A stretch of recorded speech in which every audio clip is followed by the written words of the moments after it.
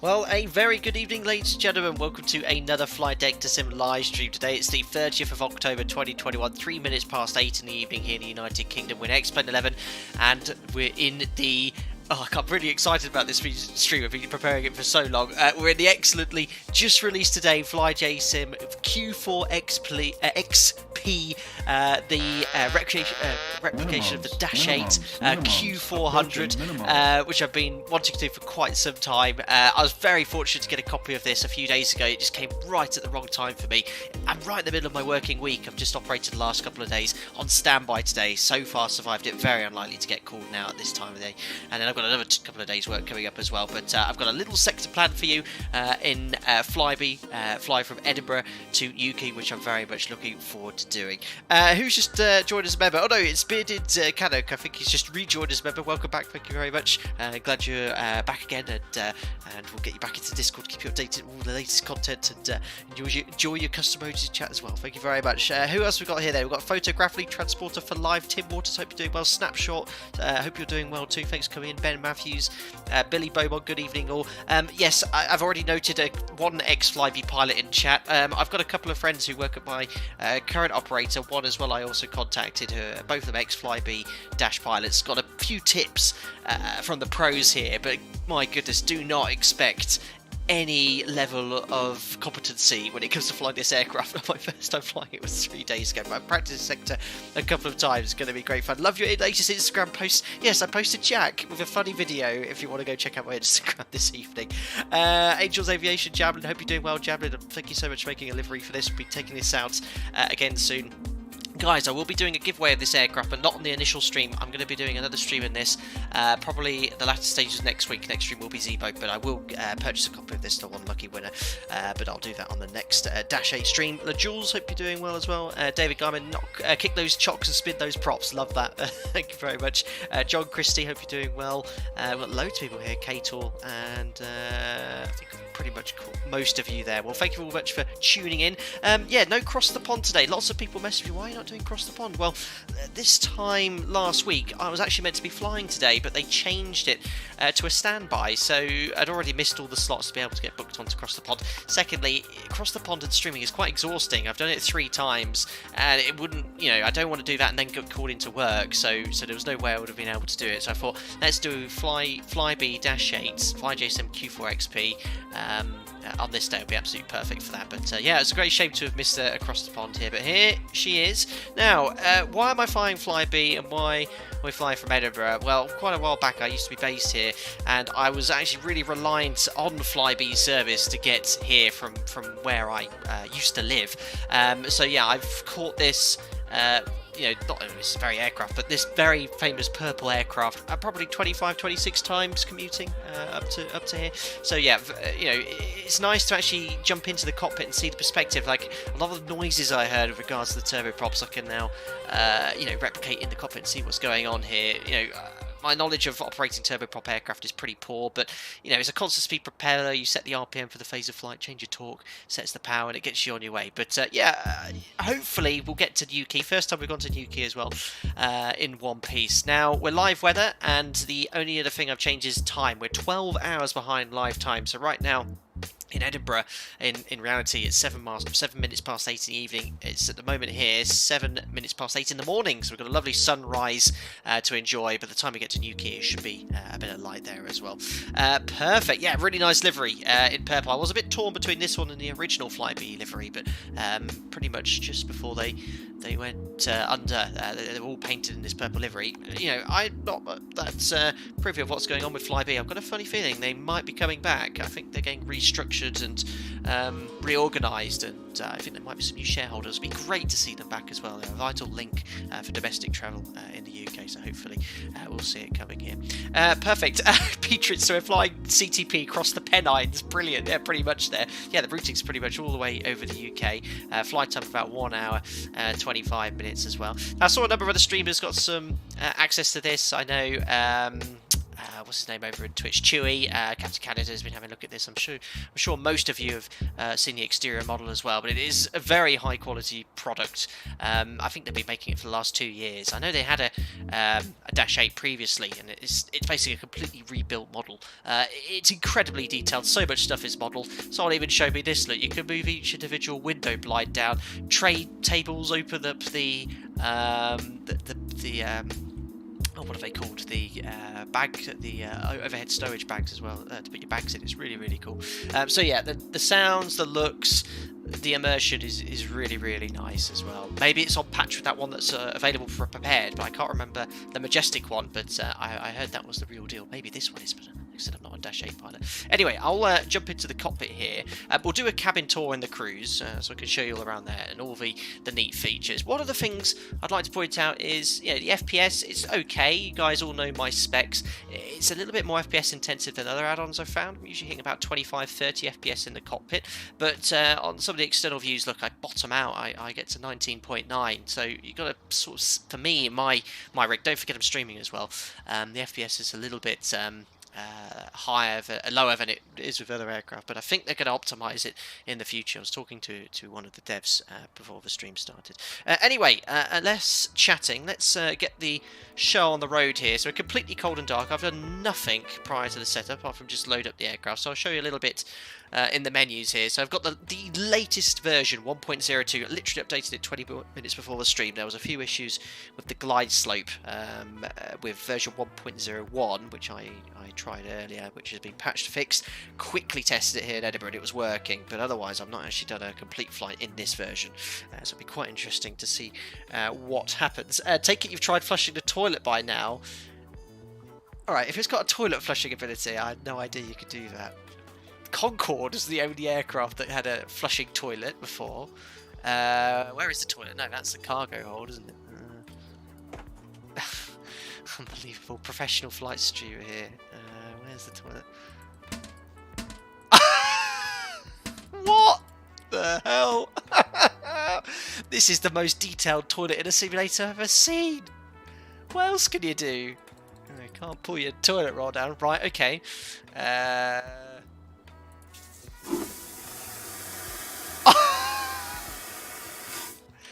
That's it, guys. Ended the stream. Just wanted to show you the toilet. Unbelievable. That is incredible. Right, thanks for pointing that out. We'll end the stream there, guys. The most accurately modelled toilet in any simulator available. Right, as I said, we've got the latest version here. We've got some payload information, but we need to get the aircraft loaded up here. I'm going to reveal everyone Jim's surname. Okay, here am I, Jebediah. Might have lied about my weight and age slightly. Jim Shufflebottom. There you go. First ever time you've seen Jim's surname. He's on board here. Age 48, sex is X. 59 kilos there.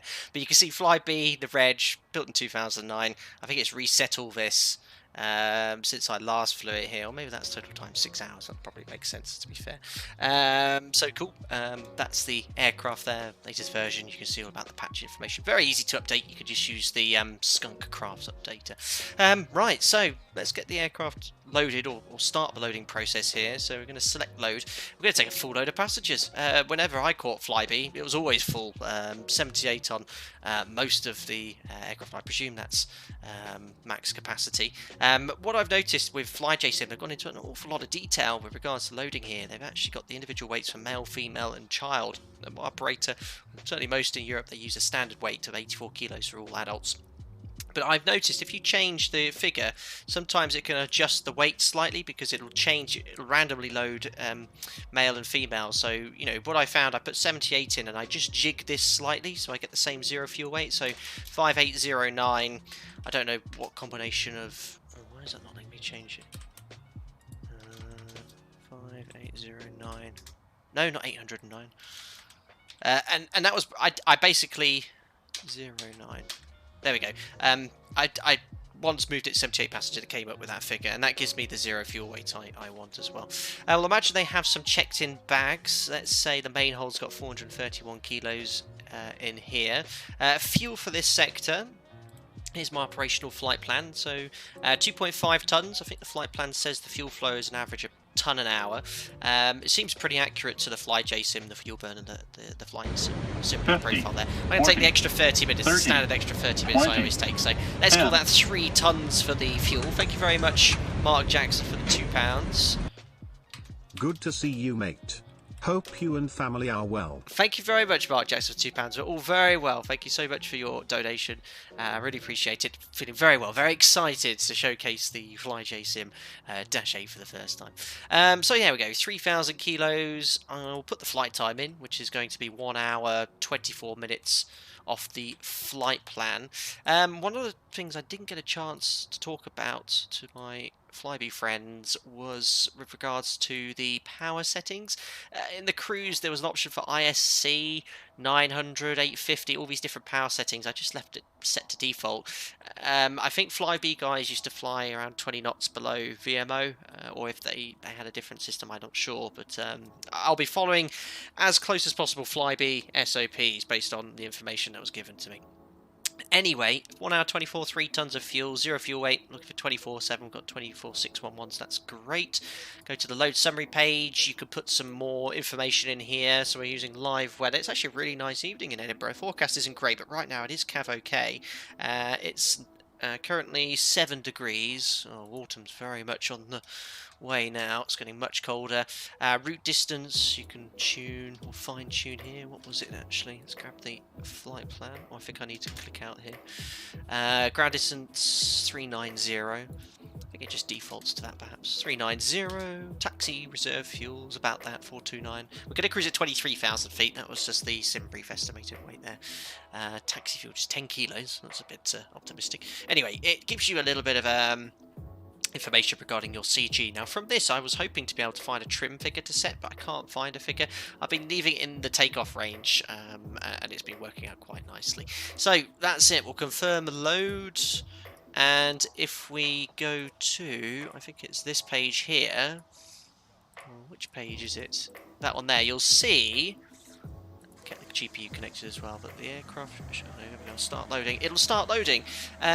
So sort of the time will follow our real boarding process. What's really cool is when the passengers get on, they all have little names, which is really, really cool. There we go. So we have Keegan Booth, 63, male in seat 8B, and Ernest Collins, 55, male in 17C. So you get all the information from the passengers of a boarding car, which is a really nice little touch, I think. Very, very impressive there. Lars, there's no trim figure, only within the takeoff range, like a Cessna. Oh, that makes sense then. Brilliant. I love that there. It's no 737. No, absolutely not. Well, that's why we're jumping back in the seatbelt, more familiar territory soon. Right, now I've got everything loaded there. We've got some ground power. Let's get some electrical power connected to the aircraft. I'm not following any tutorial here. 30, just sort of 20, just going off the tutorial which is included in this aircraft and sort of jigging it slightly. Thank you, whoever that was. Well, with the highly simulated toilet, this will be an insta buy once I get home. It's gonna be a costly few months with Explain/DCS add-ons for me. Oh, smiley face. Thank you very much, LaJules, for the €5 donation there via Streamlabs. Really much appreciate that, buddy. Yes, the toilet is a selling point for sure. Yes, released $80, which you'll be able to see hopefully in my stream how much this is detailed as well. One of the members of my channel is involved in the development of this aircraft, Amy, and she has been so helpful in providing feedback and some advice for me. So I don't know if Amy's around. Thank you so much for all the tips and tricks you give me. She's basically built this flight management computer from scratch. It's pretty much matching the real FMS. This FMS, by the way, well, obviously in the sim is amazingly accurate. The real FMS, load of crap.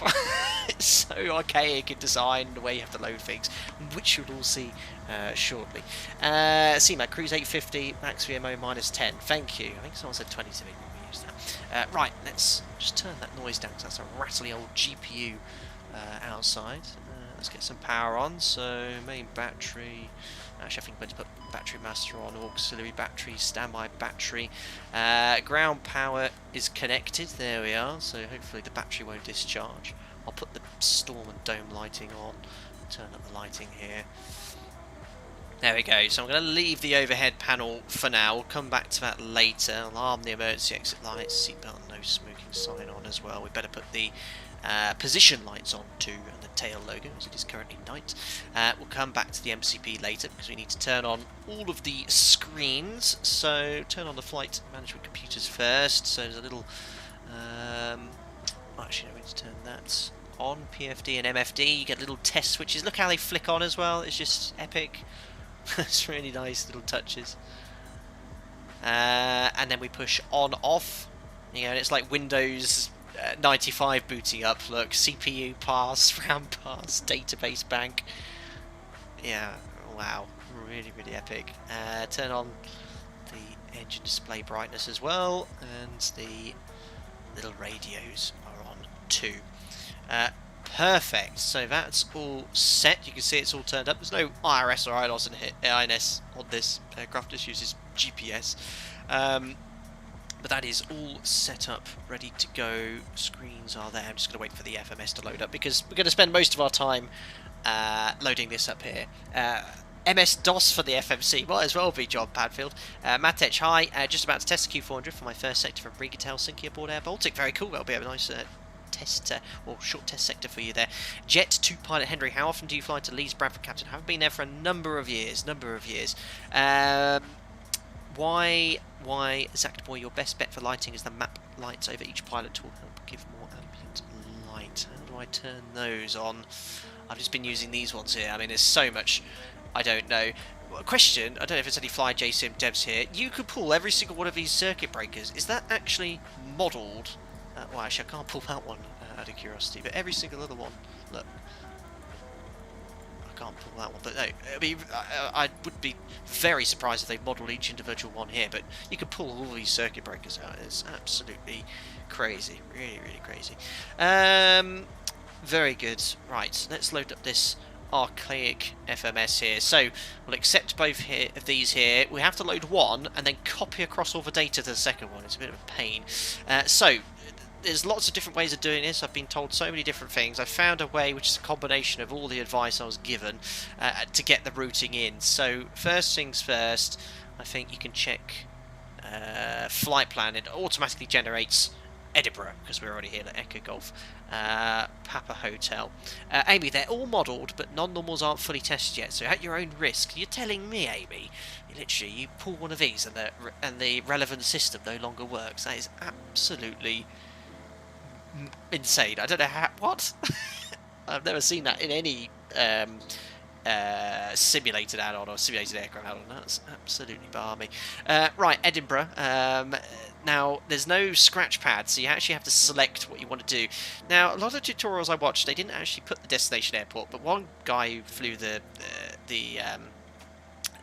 Dash 8 told me, yeah, you can put your destination in, and then the order you do it, I've written it all down so I don't forget here. So you put your destination, which is Newquay, Echo Golf Hotel Quebec, enter, accept, and then you have to now go to menu, which is here, departure. It's going to be runway 24 today, so select number 2, so option for 24.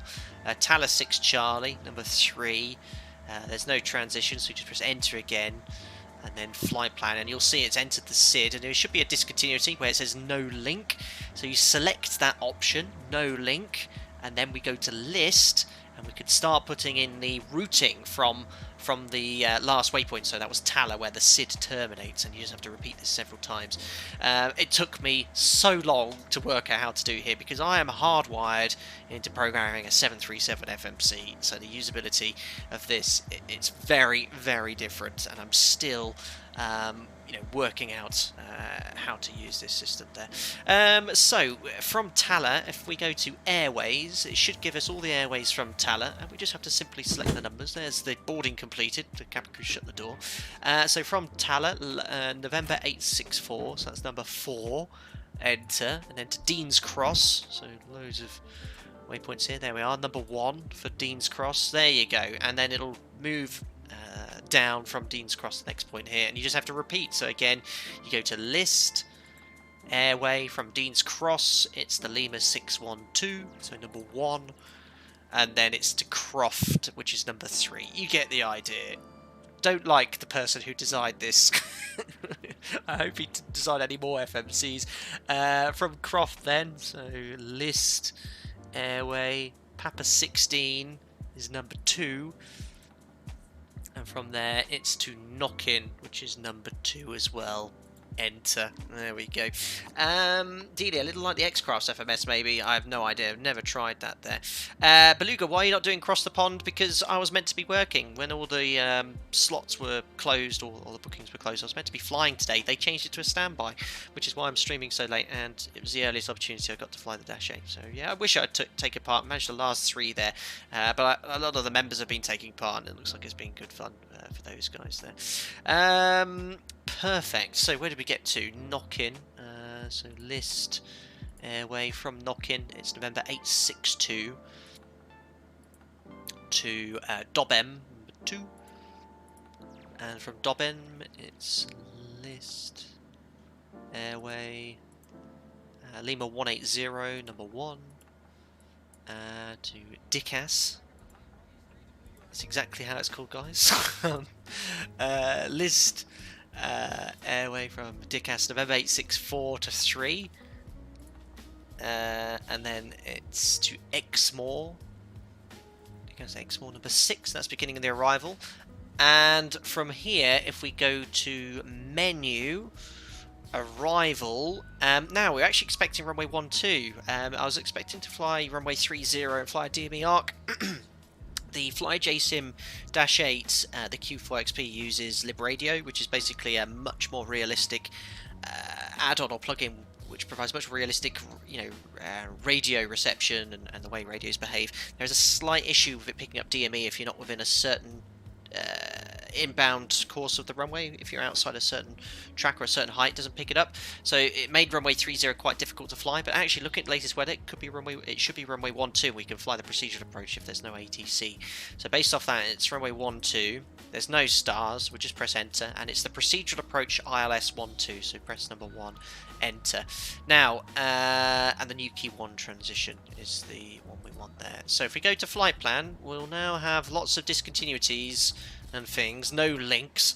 All you need to do is press them, press delete, and delete again, delete, delete again. This is just the quirks of the things. So Exmoor to Newquay. I think this EOA is something to do with the missed approach.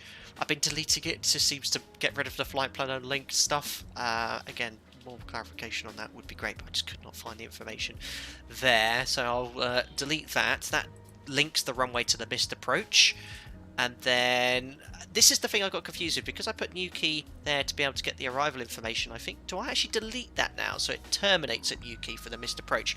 No, don't delete the EOA. Oh no, Amy. Whoops, sorry, I should have asked you there. I've been doing the test sectors and actually flew a missed approach. It actually worked okay. Oh dear, oh dear. Yeah, it was the only way to get rid of the flight plan unlinked thing I found. Anyway, so much to learn about this aircraft. I'll get rid of that one as well. And do I get rid of the last one? Because I'm just looking at it from a 737 FMS point of view. The 737 FMS terminates at the missed approach point where you enter the hold, which would be this direct to Newquay and not have Newquay afterwards. This is the only other thing. If I look here on the active nav radio waves, it just has 336 miles. My Flybe friend said just go to direct to Uniform Whiskey, the first waypoint, and then enter, and then that puts the entire flight plan in. So there we are. Perfect. John Padfield, are we doing this on VATSIM? Yes, we are on VATSIM. We might get some delays because it's so busy with the cross the pond traffic crossing over the UK. We'll have to see. If it's a huge delay, we'll just go off there. Jamie Haddon, thank you very much for joining as a member. Glad you joined the content. You'll get invited to our members only Discord. Hope you enjoy using the custom modes in chat. Thank you so much for joining. Appreciate it. James, I have noticed Americans really go for pronunciation of that waypoint. James MP, I can confirm I have heard Americans say that waypoint several times in real life. They really do like to pronounce and emphasise certain aspects of that waypoint. Excellent. Well, EOA, end of approach. That would be a good guess, Lost Trucker. I am actually not 100% sure. Peter Green, I landed at Newquay on VATSIM 2 hours ago and was given 30, had planned for 12. Earlier on, 30 was certainly the runway in use. The latest wind in Newquay, I think it's coming in from, 160 at 10, so it'd definitely be runway 12 for sure. Perfect. Thanks for subscribing, Martin Van Dorp. Welcome on board there. Lars, end of approach. Thank you very much. Amy, well done on that. Great job. Yeah, I mean, I'm really doing it some shame, but the modelling of this FMS is pretty impressive. Right, so that's all loaded. Let's have a look at the fuel here. So you can put in information like passengers and cargo. Not much point. All it needs is your zero fuel weight, which is the sum of pretty much your traffic load in the aircraft. So that is 24.7, or you can get the exact figure from here. So that's going to be 24.6. What was that? 24.694. So you have to line select key first. 24.694. Enter. Fuel on board. We should have 3 tons, so 1,500 kilos aside. So 3 tons. Perfect. You can put more information such as hold extra total reserves as well. I mean, I could put total reserves in here, I guess, which is 905. Let's call it a ton. We're taking a bit extra anyway. Oh, or maybe I have to. I think it's the sum of all 3, maybe. Ooh, let's leave it. Well, actually, no. I don't want to try and do this properly. Let's put all of it in here. So I think alternate is routing to alternate, which is Flybe's headquarters, Exeter. I thought that would be quite fitting. It's quite near. Oh no, it's not a scratch pad. Ah. There we go. So let's click alternate. 479. Enter. That's better. Holding will be probably the FinRes 426, and we took an extra 500 kilos. Ah, not 5. Enter. There we go. I think total reserves about 1,400. That makes sense with the extra fuel we took. Perfect. So fueling's all done. Cool. So navigation's done. Performance. Don't have to worry about that, guys. All you have to do is click here. There it is. And it'll automatically calculate your V-speeds. Now, you can actually set them all manually if you wish using the speed bugs window, but it'll presume you're using flat 5 for departure, and you can then use your V-speeds. Ben Matthews, thank you very much. He's bought an Alpaca Airways t-shirt. Looking to part there. Thank you very much, Ben Matthews, for your continued support as a member and for purchasing some merch as well. It's very kind of you, sir. Thank you. Excellent. CMAC, fuel on board is takeoff fuel. Ah, okay, so you have to subtract taxi from that. How much taxi fuel are we going to burn? Ooh, negligible amount, I guess. I'll leave it, but I wouldn't know how to update it anyway there. Why does it use time instead of trip fuel? Don't know, Max Nicely. C-Mac's going to be your guy for any of those questions there. There's a crazy amount of traffic across pond tonight on VATSIM. There always is every 6 months across the pond. Absolutely. So, if you want to use a higher flap setting, I think 10 or 15, you need to re-update it by pressing the click spot for the speed, otherwise it'll default to flat 5, which is what we're going to use today. So the V-speeds are set, initial climb speeds as well, and I'll be following the Flybe takeoff profile once we're airborne. Perfect. So what have I got left to set up? MCP, so I'm going to set runway heading, which here is 241 degrees. So there's heading, 241 coming up. There we go. We'll set the course to the runway QDM, which is 241, which I'll set on Jim's course as well. But we're going to revert the format, not the format, what's the word here? The nav source, excuse me, to FMS. There we are, FMS, Uniform Whiskey. The first waypoint, which is an NDB. Expecting 6,000 feet on the stop altitude. We'll get our clearance shortly. Ground is online. So we'll set 6,100 initially. And that is pretty much everything I want to have set on the FMS there. So let's have a look at our charts and briefing here. So we're on stand 22, going to be pushed back here, facing northwest on Golf. It's going to be Golf Lima or Golf Mike. Right turn on Alpha, and then we're going to taxi hold point Delta. We can probably take Charlie figures as well if there's not much of a delay at the whole point, but I want to take time to do the checks properly. And then the departure, quite simply, is the Thales 6 Charlie runway 24, straight ahead to the Edinburgh NDB, which is 368. So the radio tuning panel is fully compatible with the FlyJSim here, so you can see if I press the button, there we go, 368 is active. All the volume knobs, like many of the aircraft, are fully compatible with VATSIM as well, so you can directly control the volume on VATSIM with all of the buttons here. But our departures climb straight ahead to the Edinburgh NDB, then make a left turn 165 inbound to the Tanner VOR, which is 13.8. So I can put 13.8 on standby on Nerve 1, which I'm doing here on my radio tuning panel. Sometimes it just freezes. There we go. So it is on standby, and Nav 2 as well. I think it doesn't automatically update on the display, but we can flick over to Tala later on for our departure. So we briefed the taxi, briefed the SID. We just need to get our clearance, and then we'll complete the checklist, which is included here to make sure the aircraft's correctly configured for our push and start there. John, does the Logitech radio tuning panel work okay with this plane? Yes, it does. Yes, it does. Thank you very much, Kid Bear, for the €5. Haven't seen you for a while. Appreciate the donation. I guess it's a bit slow coming up here whilst that ping comes on here. Some sick fireworks off outside. Can you hear that? Can you hear that? Outrageous. None of the Jack's actually alright. He really doesn't mind fireworks. He just goes like, whatever. Maybe he knows I'm streaming and he's putting me off. 50, 40. Anyway, tuning up 30, ground. 20. Thanks, Kid Bear. 10.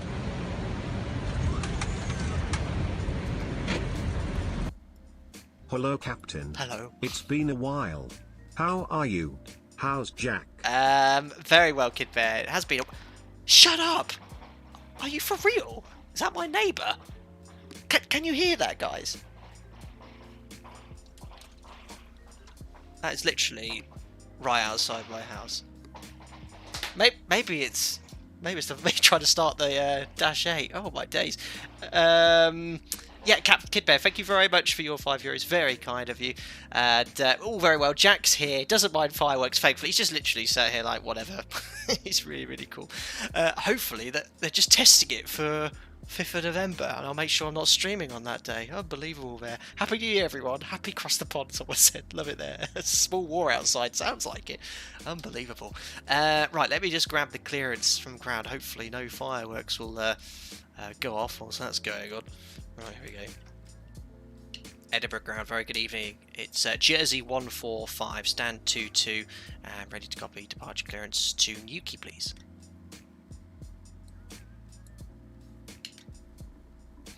Jersey 145, clear to Newark via Thailand 6 Charlie departure, squawk 4730. Cleared to Newquay on the Thales 6 Charlie departure, squawk 4730, Jersey 145. Jersey 145, correct. Thanks. Perfect. Well, hopefully we're not going to Newark, but I think you did Newquay, that's fine. So, Thales 6 Charlie, we have briefed, we can set 6,000 feet, and squawk comes in here 4730. Well, I think, how do I set that? There we go. 4730. There we are. So we've got a clearance now. Right, now it's time to run some checks and get on our way here. So originating before start checking this recirc 40, fan. 30, Come on, that is 20, on. Thank you very much, 10. Passenger Escobar for the £5. I saw that comment. Ed2 might need more gas to get to Newark as well. Brilliant. Got another great meal deal on today's flight in the Debo, so I'm passing it on to this channel. That's very kind, Passenger Escobar. Thank you very much for the £5 donation. Very kind, of course. Ordering the special meal in the Zebo mod indefinitely. You have been. Thank you very much for the £5. I hope you're doing well, buddy. I really appreciate that. Excellent. Perfect. So recirc recirc fan is on. Well, imagine Jim's done the walk around. Alternate gear doors, landing gear, inhibit switch is in the normal position. So in here, look, you know, you can pull this handle out. I won't do it because I can't remember how to get it back in, but I think you can manually extend the gear that way. Make sure that door's closed. It's the same as the 7.3. I don't think you can retract the gear if that door's open there. So that's done. Flight deck preparation complete. Briefing's complete. Let's do the before start checklist. Circuit breakers checked. Passenger signs are on. Emergency lights we've armed. Anti-skid is on. Jim has the privilege of doing that. Switch. There he is. Anti-skid on. Fuel transfer quantity is checked. We've got 3 tons on board. That is confirmed. Emergency brake pressure on. Power levers are in the disconnect position, which they are. And condition levers are in fuel off. Takeoff data reviewed. Start approved. Battery master, main auxiliary and standby battery already on. Doors and fueling lights are out. APU bleed is off. You don't need. It's not like a 7.3 or Airbus or jet airliner. I don't think you actually need APU bleed to get these engines started. Do you need the APU or the external power? So we'll get the APU up and running now. That is there, and then press the start button. Let me just check the position of the doors actually. Fuselage doors, I think we need to go here. There we are. Click, click, and there you go. You can see all our bags, look, all the passengers there. Krista, Brandon, Wyman. Harmony. Trey, love it. Very good. All full on this aircraft here. Let's have a look. Looks like the fuselage door light is extinguished. Excellent. Flight deck door closed and locked. Yep, that's been completed already. There we go. So yeah, FPS just spiked a little bit there. Back to the checklist. Anti-collision light red. Engines cleared for start. There we are. So we just get better pushback organised and called for. You can set the FlyJSim to do this automatically. So when loading is complete, it'll actually call better pushback for you. We're into cockpit. Goes driving up. But that's quite a cool feature as well. Think you've tried to press the score button once again and then hold it down to get to on out. Very good. Well, I'll do that when I get my clearance. I'll leave it on standby for now. But I think, yeah, you're right. You hold it down to get to the next mode there. Excellent. Here comes the tug. APU doesn't need to be on for engine start. Interesting, Antonio. I didn't know that one. There we go. YYZ ATC boy, who's actually I think a dev. Normally the Q400 uses the ground power battery start. APU normally is broken anyway. Oh yeah, I heard the APU's not that reliable. When I flew with Flybe, I always seemed to hear the APU running in the back when we were boarding, so I don't know if they had a different procedure there. Oh, I didn't link the FMSs. I just saw that comment there, Stephen S. How do you link both FMSs? Go to this one and press Master Crossfill. There we are. So that's now going to copy all the information from Okay, FMS1. external checks are complete. All doors and hatches are closed. We're ready to connect. Thank you so much for riding me.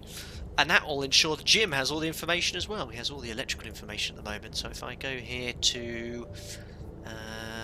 where are you? I think it might be down there to nav. There we go. He now has the route program too. Excellent. CMAC, normally AP was used, but yeah, it was broken a lot. Very good. Very good. Well, we've got it up and running now. And how do I get it on the bus? Do I have to disconnect ground power first? Oh yeah, it does it automatically. Very Airbusy. APU gen is on. Right, I think we're all good, ready to go. Ground, KLM 1276, stand 103. Flight pay 320 with the hotel. West 5 Martin, is there a release date for the Dash 8? Now, it was released about 3 or 4 hours ago. $79.95 US. KLM 1276. Lars, the sound you heard in the back was most likely the recirc fan. Oh, Lars, no, it was the APU. Trust me, it's a jet engine. There's no recirc fan that sounds like a jet engine. It was definitely that one running on the Flybe. CMAC, who just confirmed it, is a ex-Flybe pilot, so I'll go with him.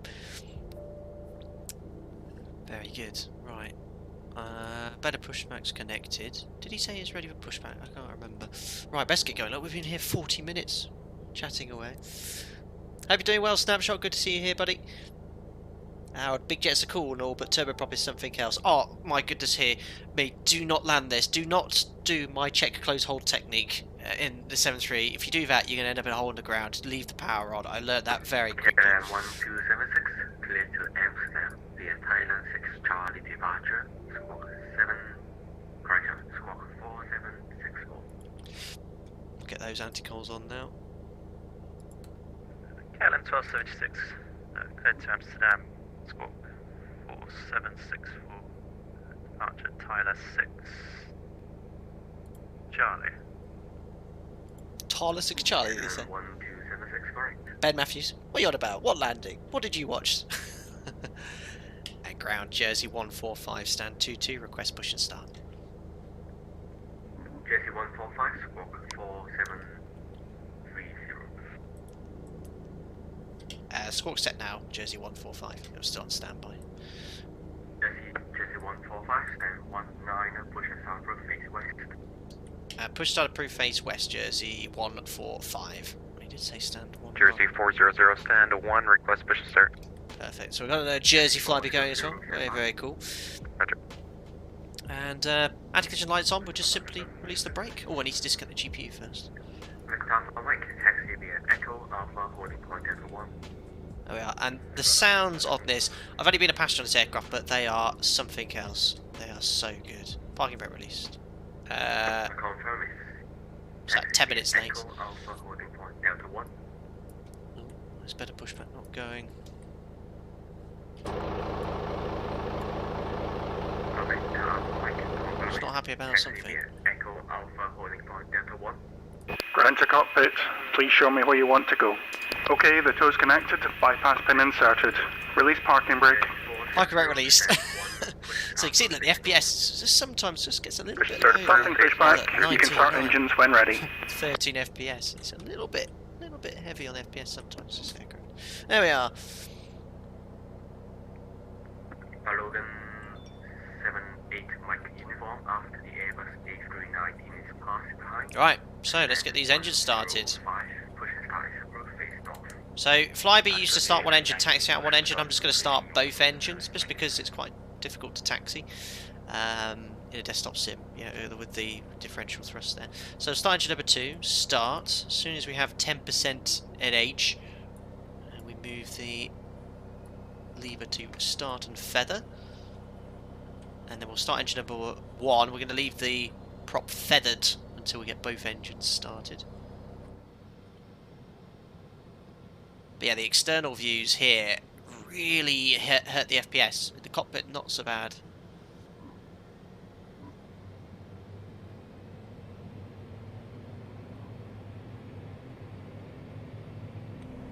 No, most of the FPS is a little bit lower on this aircraft. Streaming is probably a 4 or 5 FPS impact. There we are, so that's all started. It's in the feathered position. We'll now start engine number 1.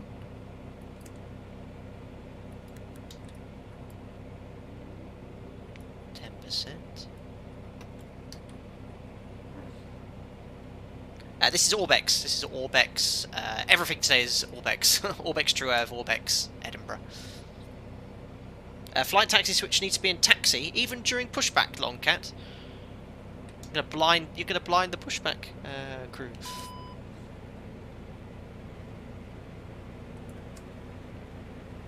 Your spoilers are up, Longcat. I think that's the same. I think they're also up at this stage. I meant to. Oh, that switch being in taxi. Yeah, and I put it in flight later on. Got you. I think that's what you are referring to.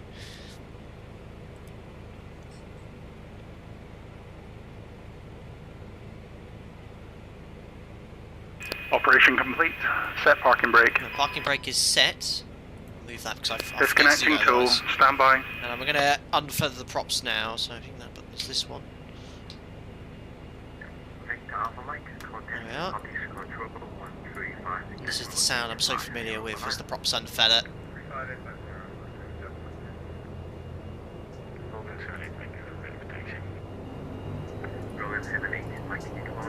There we go.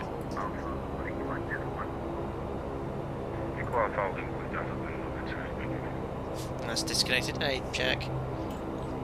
Now stick got the fireworks, didn't they? Graham from Reflective Reality Sim, I think that is. I'm also one of the better pushback voices, but I've disabled myself because we had a stream once where I could hear myself talking. It was awful. Beautiful weather. The tow is disconnected and the bypass pin's been removed. Hand signals on your left side. You have a safe flight. We'll see you soon. This is live weather. Right now in Edinburgh, it's Cav OK. We're just 12 hours behind live time. That's all. So we're gonna have a beautiful sunrise as we head south. West pushing start. Right, actually I've got loads to do here. Imagine we see the pin. Right, after start, external power APU can come off. So APU's off. I think the engine generators are already on. Ooh, yes they are. Just disconnected Gen 2 incidentally. Main bus tie can come off, which is here.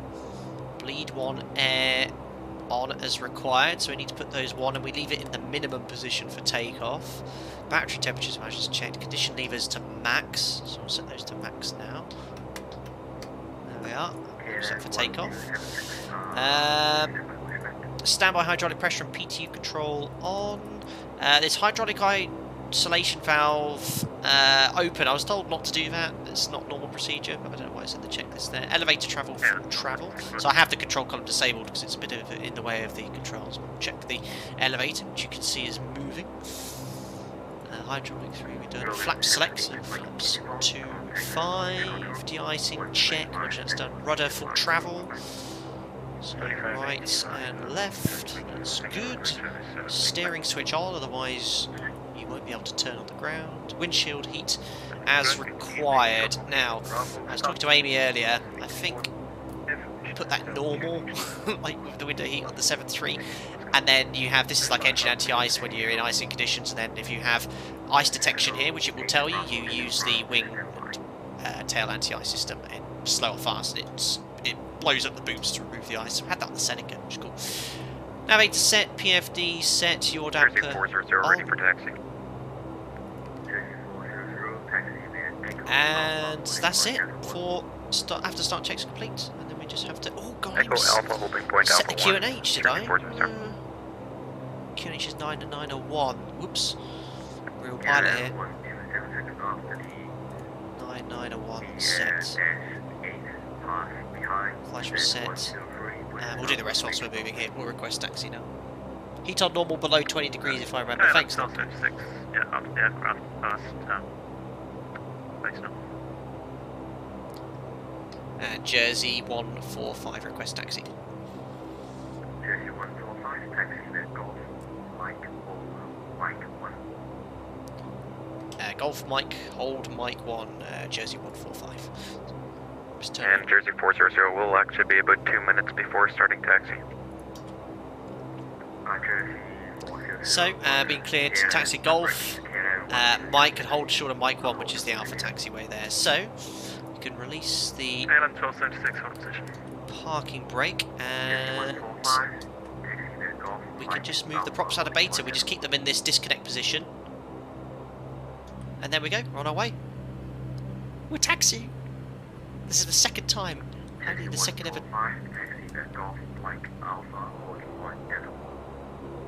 Golf, Mike, Alpha, and hold point Delta, Jersey 145. So, Jersey 145, holding point Delta 1. what is it? Well, I can't remember what it was. Delta. Delta 1, Jersey 145. Yes, alright.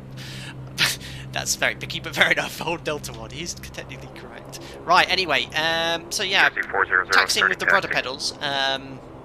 It's quite sensitive. You've got to be quite smooth here, and you just got to keep the prop sort of moving it in the condition area. Sort of, you're just moving the angle of the prop. You really don't need to brake.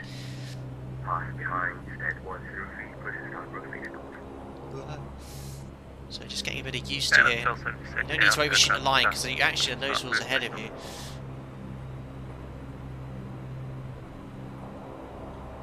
That noise is phenomenal. It's just like when you're taxiing around. Like how the parking brake is the biggest lever in the whole cockpit. I love that, Peter Green. Alpaca Airways. Good day to you, sir. So yes, we're streaming Z-Boat. Oh my goodness me, I'm just getting used to. You see how the nose wheel moves? It's a bit delayed. The turn. Yeah, the next stream of this will be in the beautiful Alpaca Airways liveried version of the Dash 8 by Jamlin. I'll do a 2-sec today. I haven't decided where we'll go, but I'll do a giveaway after we've completed 2 sectors here. This is just sort of like an introductory flight. 145, condition control 135.85. 135.825, Jersey 145, thanks ATC, bye. Jersey 145 negative is 135.85. I can hear him. 135.850, Jersey 145, bye. Perfect, got the frequency. Before we do that though, we'll get to the whole point because I want to get everything briefed and checked before we head on our way. So let's just complete that taxi checklist. So taxi light's done. Tanks, aux, pump 1 and 2 can come on. They are on. Auto feather select. Only use this for takeoff, not on approach. Otherwise you can end up feathering the prop. Flaps are set to 5. Where is that actually, the flap position indicator? Oh yeah, Jim's got it there, on flap 5. Trim set in the green zone, max 120, pitot static heat can come on. It's got rid of all the horrible messages. Eyes protection not required, condition levers checked, flight clearance reviewed, cabin we'll imagine is secure. And we've just got our lineup clearance coming up here. So before I do that, I actually want to complete that before I call ready for takeoff and talk about the takeoff profile. 400 holding short 24, ready for departure. Oh, I haven't checked in yet myself.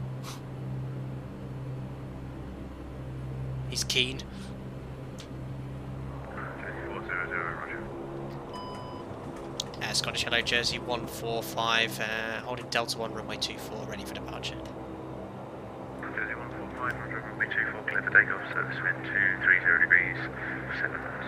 Runway 24, clear takeoff, Jersey 145. So much to do, so much to talk about. Clear for takeoff, cabin crew notification done. Lead 1 is min. Anti-collision white. That's done. Transponder TCAS is on. Flight, taxi, landing lights are on as well. There we are, that's all good. From present position, TCAS actually, is that on out? I guess that's okay. We'll soon find out. So, let's talk about the takeoff profile. Delta left heading 275, cleared ILS runway 24. What I'm going to do here. So, I'm following the Flybe profile here, so we need to select here, go around, which is pushing that button here, heading. And oh gosh, let me just get lined up here first.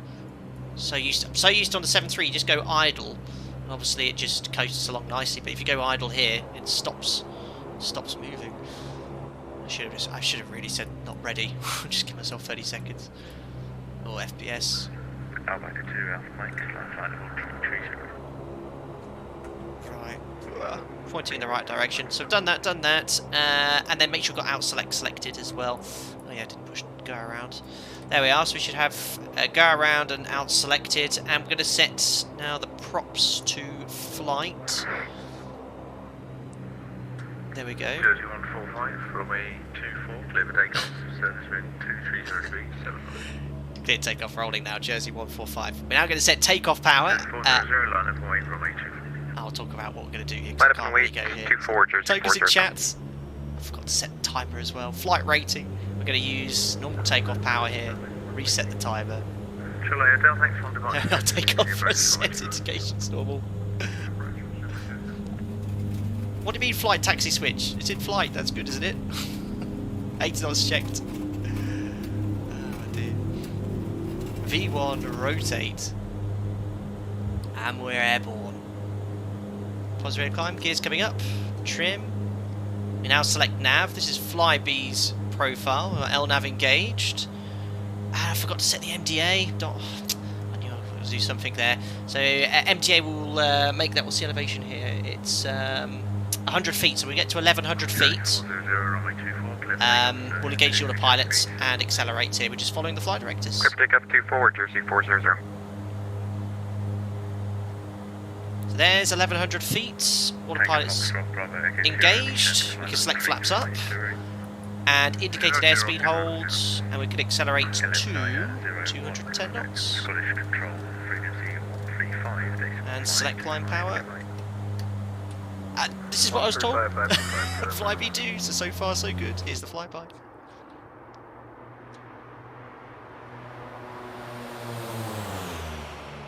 Lovely. Excellent.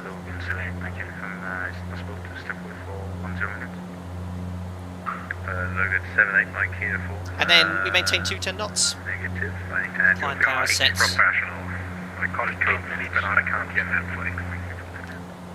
Everyone's stepping on each other there. And let's do the after takeoff checklist here. So after takeoff, landing gears up, flaps are up, climb power sets. Lead 1 air 2 on, go to normal. Standby hydraulic pressure and PTU can come off. Auto feather as well. Jersey 145, we're passing altitude 3,200 for 6,000. Jersey 145, excellent. Flight level 230. Climb flight level 230, Jersey 145. Jersey 400, 1,800, climbing 6,000. So we are over the NDB.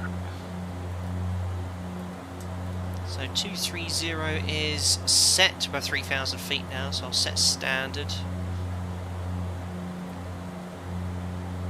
And remember, it's a 7 DME we turn, so we just go over the ADF, and then it's 7 miles from Tallinn. Lufthansa 470. We'll start the turn, so another mile to go. Well, they Standard keep set. sending back the clearance request, so I'm not sure what to do at this point. I guess we'll just, Passing 5-4, flight level 230, finish after takeoff checklist, normal, off, all defenders off. Yep, roger. Good there. Engine temperature pressure just checked, so as long as everything's in the green, I'm happy. So oil's in the green, temperature and pressure. Ice protection as required. cabin pressure and temperature. Passenger signs will leave on here. So diff pressure 1.0, 3,000, climb 1,000 feet per week. There we are. The takeoff check is complete. What's the blinking? Jim's master caution is going to have a new bulb. Oh, what have I forgotten there? Don't know why it's blinking. There's nothing up here. It's Jim's responsibility.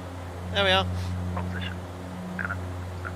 Any Dash 8 pilots here impressed so far? Look at that. That's pretty. Superb.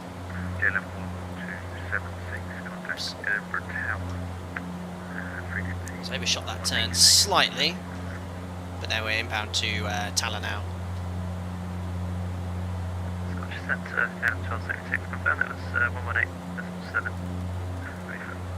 That's altitude. Waypoint alert. Very, very great job, bud. Thanks, CMAC. Is it reminding you of Flybe? I have to say a massive thanks to my buddy there, and also he's not a colleague of mine, my operator, but he was a huge help answering any questions. I don't know if he's watching, but it's George. Enhanced Skyscapes doesn't look apocalyptic. No, I've got the latest version, which only updated I think either yesterday or the day before, where yeah, it's less blood red. It's actually much more realistic now. There we are. I have to take off checklist complete. On our way. The weather radar at the moment isn't modelled. It's INOP. You can actually dispatch with an inoperative weather radar, but you need to guarantee there's no thunderstorms or CBs. But it is coming. It is something that will be implemented in the future. Anyway, passing 105.230. Pre-cruise checks. Fuel. Feeding from tank 1 and 2. 2,800 on board. Oops, I forgot to turn that. Have I already turned them off? No, I just think I forgot to turn them on. Never mind. Lights are off. APU off. Pressurization set. And release the passengers. Ah, why not smoke as well? Checks complete. So, another thing that I was told that Flybe did, once they got above flight level 150, I'll just turn this down a bit here, is use pitch hold. The reason is, indicates airspeed hold, the mode we're in now, it's exactly the same as level change in the 7.3. However, every time the speed oscillated, the aircraft would pitch to react to that speed change, which obviously meant the aircraft was pitching up and down, and I guess in a way that... Why is my timer not going? God damn it. I pressed the lapse timer. 63, heavy within flight level 30. Oh, it's there. 5 minutes back. Hooray. Yeah, apparently they use pitch hold because that would stop the oscillations, then you just let the speed, you know, slightly vary. I guess adjust the pitch to keep the speed where it was need to be. But my buddy who worked at Flybe said they used to hold at 10 degrees. I mean, 10 degrees now, my speed's going to wash up really quickly. I'm only holding 5 degrees here, so I don't know if the altitude was slightly off there. Cheers for the smoke, Captain. Love it. The plane is amazing. Imagine a Newquay 747 from FlyJSim. I know. It's very, very good. Really impressed with it. I mean, and I've never flown this aircraft at all, but I've really enjoyed preparing for this stream and learning, as I do with everyone. New aircraft that we fly. CMAC pitch is 5 degrees, perfect. So CMAC, ex-Flybe operator by the way in chat here, you now above 150, which you are now, you go pitch hold, so press that twice, and then just hold it there, and what would you do with your speed? What was it? Was there a sort of pitch speed there? So flight level 150, pitch hold's now engaged with Flybe today. David Smith, is the flight deck lighting adjustable? Yes, I've just got the dome light on at the moment.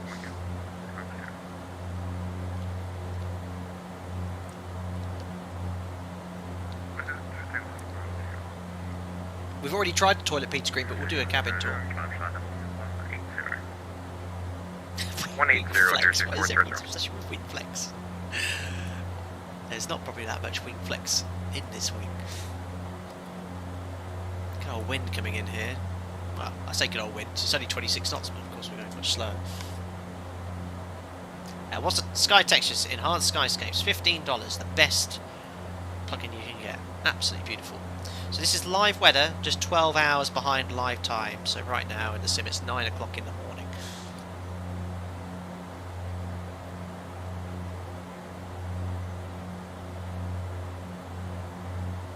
Transport for life, we're getting a cabin tour. Yes, when we get to the cruise we will. Beautiful routing today. Finished on the Tanner departure. We're already up to almost our cruise level here.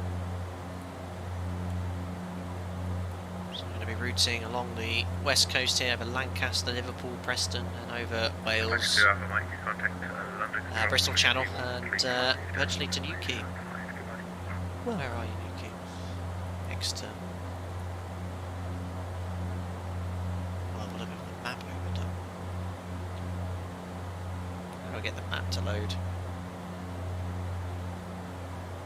Thanks whoever that was that subscribed. Ah! There we go. Down here somewhere. I can't zoom in close enough, and Yuki's around the corner, around the bottom. There we go.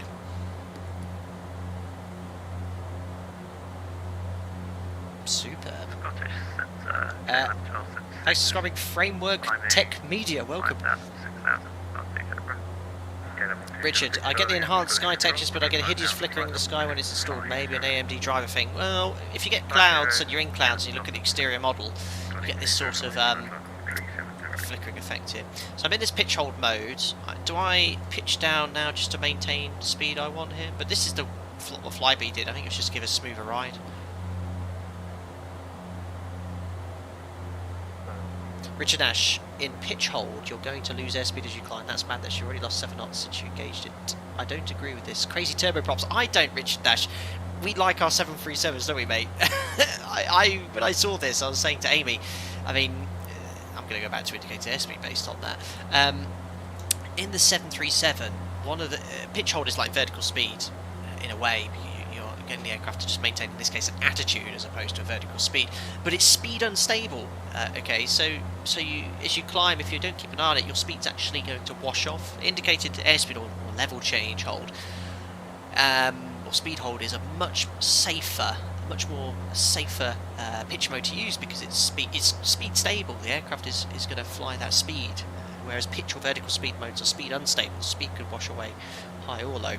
Well, in the 7.3 you've got auto throttle, so it's unlikely to get low, but high, but it could get low. CMAC, remember correctly, you set climb power held pitch 5 till top of climb. Indicated airspeed would gradually decrease. Okay. Just got to keep an eye on it, I guess.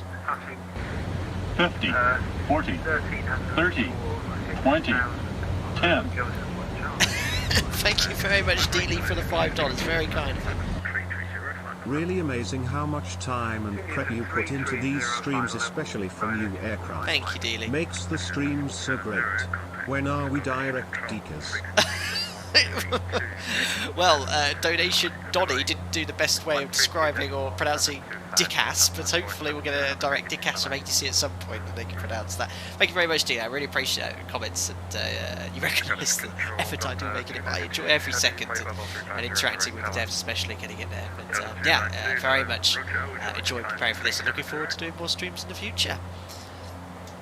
We can climb the flight level 370 Delta 292. Photograph flew, unbelievable comment. 370 Delta 292. Speedway Grey Stream, way too pricey plane. It is expensive, but all high quality renditions of realistic aircraft are quite expensive. Obviously Zibo mod is free, but that's a different cup of tea and a different sort of project. It was anything as comparable. It's just free, I don't think. But no, you pay for that quality in this case. Approaching minimums. 35 of 57. Tim Skipper. Just trying to hear my call sign here because it is quite quiet. Thank you very much for, I think, you're rejoining there. Already been a member for over a year on this channel. Really appreciate it, buddy. Hope you're doing well. And thanks for coming back as a member. Yep, heading direct to Lima, India, Brandon M, hi Captain, was listening to Live ATC and heard a strange request by a pilot on final. He asked the tower controller to please turn up the pappies. Do controllers really have a brightness button for that? Absolutely, Brandon M, and that is not an uncommon request, but at certain airports, especially in sort of low visibility, you might actually make that request. I actually did it not so long ago into Lanzarote runway 21, which is actually quite a tricky non-precision approach, and we couldn't quite see the pappies clear enough, so we just asked for max intensity.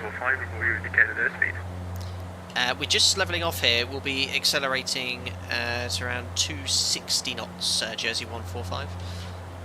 Jersey 145, Jersey 400, climb to flight level 230, speed 250 knots or less. I think that's going to be just below VMO.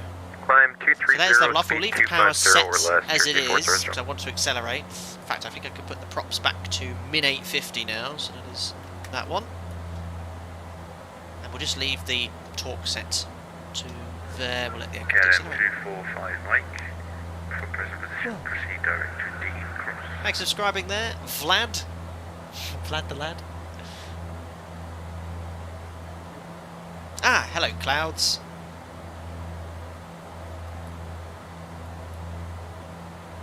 Oh, 260 is a little bit quick. Let's do 250.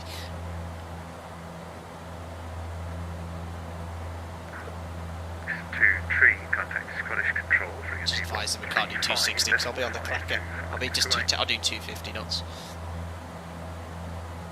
I think the guy behalf is doing 250 knots or less. Insta clouds, yeah, but they do look epic. Now overhead are Osrus.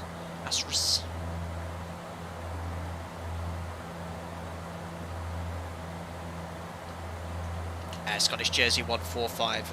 Our indicated airspeed is going to be 250 knots. It's about as fast as we can go.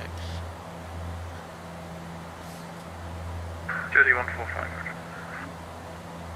Thanks for subscribing there, Cubson and Basson. Welcome aboard. Hope the volume's all okay, guys. Obviously, got a little bit of airflow noise here. Scottish Control, American 1018 Heavy, checking in, level 380. These are the guys coming for the cross the pond. American 10185, Scottish Control, roger. American 10185. And what was it? 10 knots. It was just 10 knots below Climb, VMO there. 390, American 1018 Heavy, thanks. Where's Newquay, Pack? Right at the bottom southwest of the UK. Popular destination in the summer. Nice beaches, beautiful part of the world.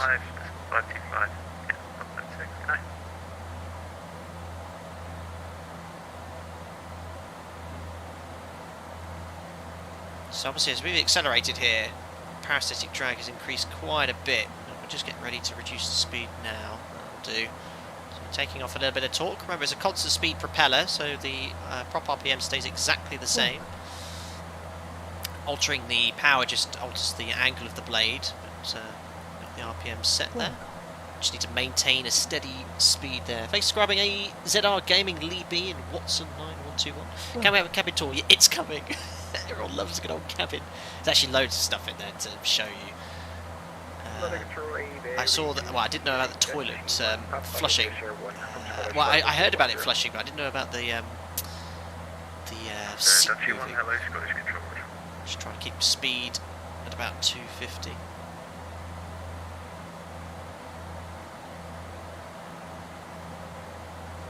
Can you control prop angle in this aircraft? What is the second lever? So yeah, I mean, the prop angle is automatically controlled by the governor.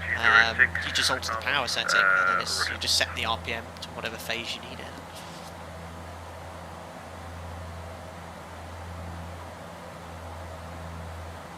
There we are. I think we're okay. Speed's sort of steady.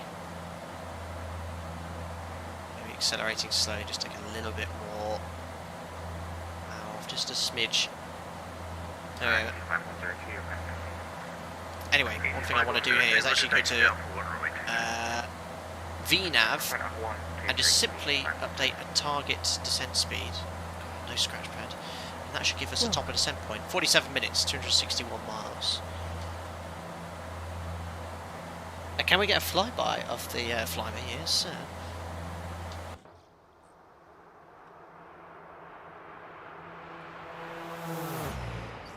Look at that crosswind.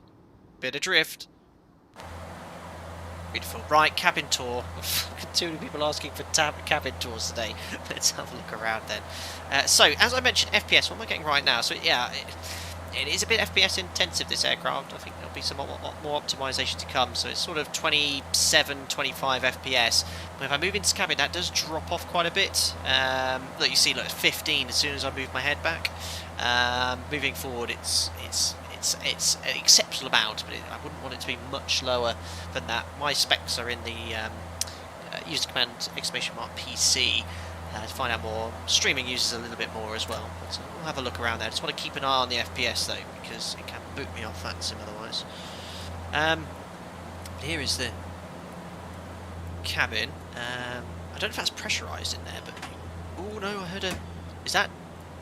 heard a warning door. I don't want to open that in case it depressurises the plane. It can't be pressurised. It has to be pressurised, that cabin. The toilet, if you missed it at the start of the stream, someone must be in there. Someone's not feeling very well. Did I lock it?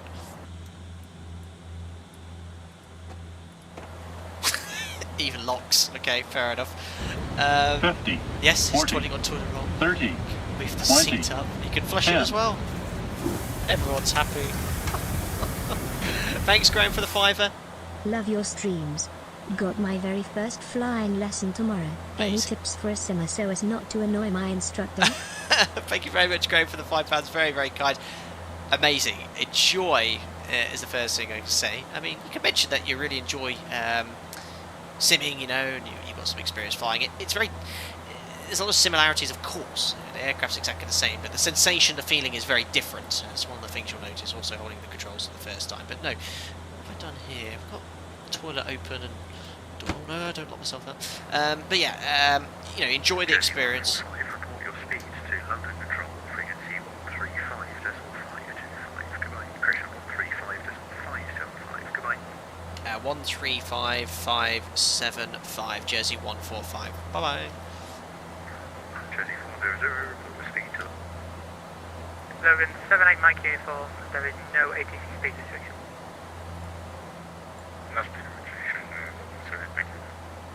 Pristine laboratory, very clean for a aircraft toilet laboratory. Hello Berto, good afternoon from SoCal. Thunder 6 Tango Delta London Control, roger, climb now, flight level 190. Climbing now to flight level 190, Thunder 6 Tango Delta. Golf Bravo Sierra Lima uniform, thanks for your patience. Pass your message. no problem. Golf Bravo Sierra Lima uniform, ZPA 28 at Liverpool, Harding Point Kilo, looking for a VFR departure on runway 27 for Cardiff. That's so cool. Golf Lima uniform, roger, I just put information to Sarah up for you. You're clear. Thank you, Graham. Yeah. Report ready for taxi. Enjoy your time. It'll be different to what you've experienced before. Have Sierra and I'm ready for taxi. Golf Lima uniform. Golf Lima uniform, roger, taxi ultimate Golf runway 27 by Tango and Alpha. Liam, thank you so much. 25 members as a member. We finally unlocked the Alpaca top tier Alpaca 2 Alpha Mike, contact emoji, which everyone is very sought after. It's like winning Countdown and winning the teapot. I really appreciate it, Liam. Thank you very much for being a member for so long. Good luck with landing. We're all counting on you. Oh dear, thank you very much, buddy. Oh God, I just need to check in now. US 45 Bravo London, hello, it's the Newquay 1 hotel arrival. London, good evening. Jersey 145, maintaining flight level 230, Lakey. Jersey 145, London Control, good evening, roger. Alpaca 2 Alpha Mike, contact London Control 133.225. No, thank you, Liam, so much. Very, very kind. Simon, what's your FPS right now? Looking forward, 26. Jersey 145, route now direct to Carno. Direct to Carno, Jersey 145. Jersey 400, plate level 230. Direct to Jersey 400, roger, same for you, route direct Carno. Direct Carno. Carno, number 18. Golf Lima uniform holding at Golf Liverpool. Minimums, Delta climb now, approaching flight level minimums. 190. 18, enter. Subject 131 London Control. Hello. Direct car, no, Bravo done. arrival from Manchester. When ready, There's a descend turning to there, flight there's a level turn. Very, very 170, cool. level 5 David Wenk, welcome back as a member. Glad you joined the content. Members only. Bravo arrival. Just turn him down a bit. Members only Discord for you. Again, join the customer engine chat. Thanks for going back, buddy. 78 Mike Doing well. uniform. Contact London Control 120 decimal That's better 025. volume. There we are, nice little shortcut direct to Carno. A bit excessive on the turn, but Tango Fox, we'll take the Bravo Echo shortcut. Sierra, contact Anyway, London cabin Control tour. 120 decimal 025. Some of the features which were modelled, which I was told about. Obviously, all the cabin windows you can Lufthansa adjust. 423 You can also Mike, find contact your London tray Control tables 133 located decimal here if you've got a front row seat. It's just crazy. Speedbird 11 Alpha Mike, resume on navigation direction. Everything here. I don't know if it's every single seat. Minimums. Approaching I can't get it up now. That's going to be an issue for landing. Golf Lima uniform holding at Golf. You get the Lima, idea. departure from There's not much they've missed. Crossing uniform, That Roger, tray table has to stay out. Look at this. Left hand turn out, you clear to But the leave FPS is a available bit- control zone. On track, not above altitude, I can't. 1,500 feet. VFR. Overhead compartment open. 5051, Q89 and 96. There we go. Perfect. Beautiful. That'll do for the cabin tour, because I'm going to get kicked off of that sim. No, toilet door. Excellent.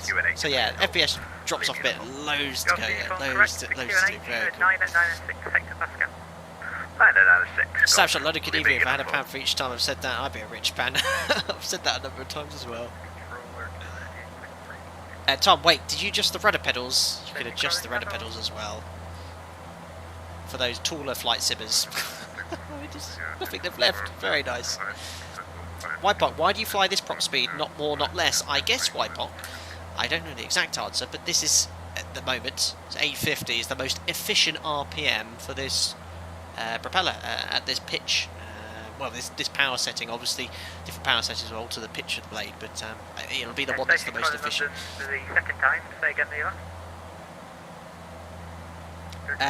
David, it lapsed and now rejoined. Sorry, you don't need to apologise for anything. We have members that come and go all the time, but glad you're still here. Thank you, buddy.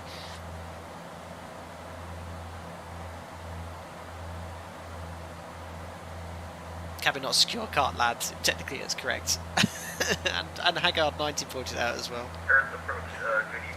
Carl, do you have to calculate top of descent, or does the aircraft do it? No, it does have VNAV. You just say what target rate of descent you want, and it'll go for it. But this FMS is very basic. It works, but you just have to sort of keep an eye on it, sort of thing. 445 Bravo, report your indicator Mach number. Indicator Mach I can't show you Newquay, but it's right at the top there. Bravo, Roger, Look at that, right over Lancaster along the west coast. Liverpool's coming up. Lancaster will be on the left. Looking very good. Golf Lima uniform just confirmed clear at London, clearing to depart runway 27. Jim's FMS needs updating. He doesn't have the direct. Wow, it's just so archaic. Oh wow, it actually only sequences each one as well. That's just so I'm just not used to. Takeoff runway 27, the left hand turn out, Golf Lima uniform. Visit 45 Bravo, report your Mach number to London. Right, let's go to direct to. Mach number to London 120.005. Well, it was now. London 133.7 chap. Carno 18. 133.7. Oh god, it has to be some 50. imbecile online. I'll just keep an eye on that. 20. Thanks a lot, Seatback Pocket, for the $5. 10 squids to say thanks for another great stream, Captain. Oh, thanks, buddy. That's very, very kind. It's just, it sounds like it's. Oh, maybe it's on 1215. Maybe someone's doing stupid stuff on that frequency. Really appreciate that, Seatback Pocket, for the $5. Thank you very much, buddy. 50. First up, 40, catching live. 30, Thanks to the great 737 20, producer Armchair Aviators. Very kind of you for the Seatback Pocket. Thanks for the $5. First time ever catching you live. Thanks for all the great confused now. 737 content you produce for us armchair aviators. Thanks, Seatback Pocket. 50. 40. I think the donations 30, came in the wrong order, but 20, oh, Seatback Pocket, thanks for the 10. $5. More 737 content coming up. Really appreciate that, buddy. Glad you can see it live. Thanks, John. 10 squids to say thanks I've for heard that another already. great stream, Captain. John, thank you very much indeed for the tenner. Very, very kind, buddy. Glad you enjoy your content still, and I love the interaction you have as a member of Discord as well. So thank you very much, and appreciate it. And yeah, I don't know why what repeated. I got a bit confused. Guys, I will mention now. Beginning of November, I've actually got some time off. So part of the agreement we had at my Airline with the union with regards to the pandemic is that we have to take some unpaid leave, which is, I accept, we all accept as part of the restrictions and reducing in demand. But they've allocated that just beginning of November, so I've got a nice chunk of time off coming up. Quite busy right up to the 10th. Minimums. Approaching minimums. Jersey 145, thanks. 135570, bye.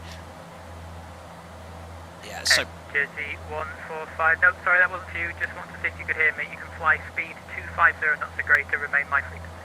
250 knots, yep, we're already on that frequency. Jersey 145, thanks. So much going on. I really appreciate all that, guys. I'm just going to increase power there. Oh, now I've been disconnected from FlyJSim because of FPS issues. Right, let me just look up. That helps the FPS. There we go. Right, let me try and catch up. Thanks, Seatbelt Pocket. Thanks, John Padfield. Ian Chilvers, been a member for 12 months. Really enjoyed the streams, Captain. Have you tried a single engine taxi yet in this? And is it even possible in X-Men 11? I have tried single engine taxi.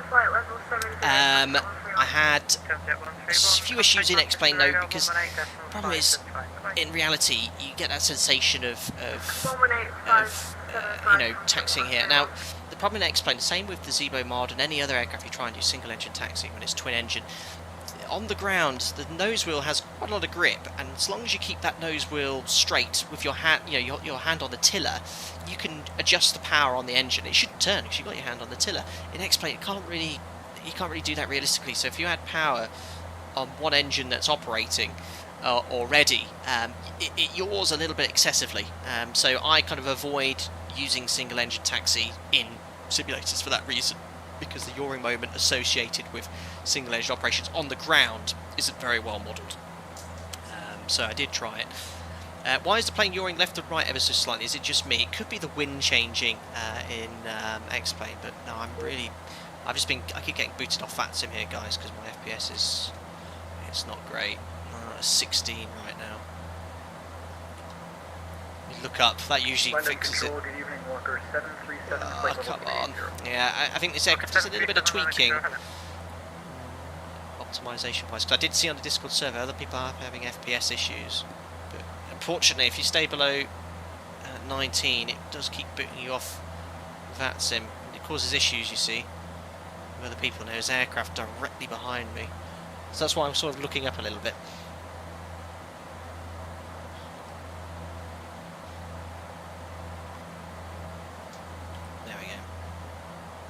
All makes True Earth doesn't help. Vulcan, using Vulcan. Clouds maybe, yeah. I mean, I stream several aircraft with the same settings in X-Plane, but I think it's a little bit more FPS impact than other aircraft. But we'll carry on. Been booted off again. There we go.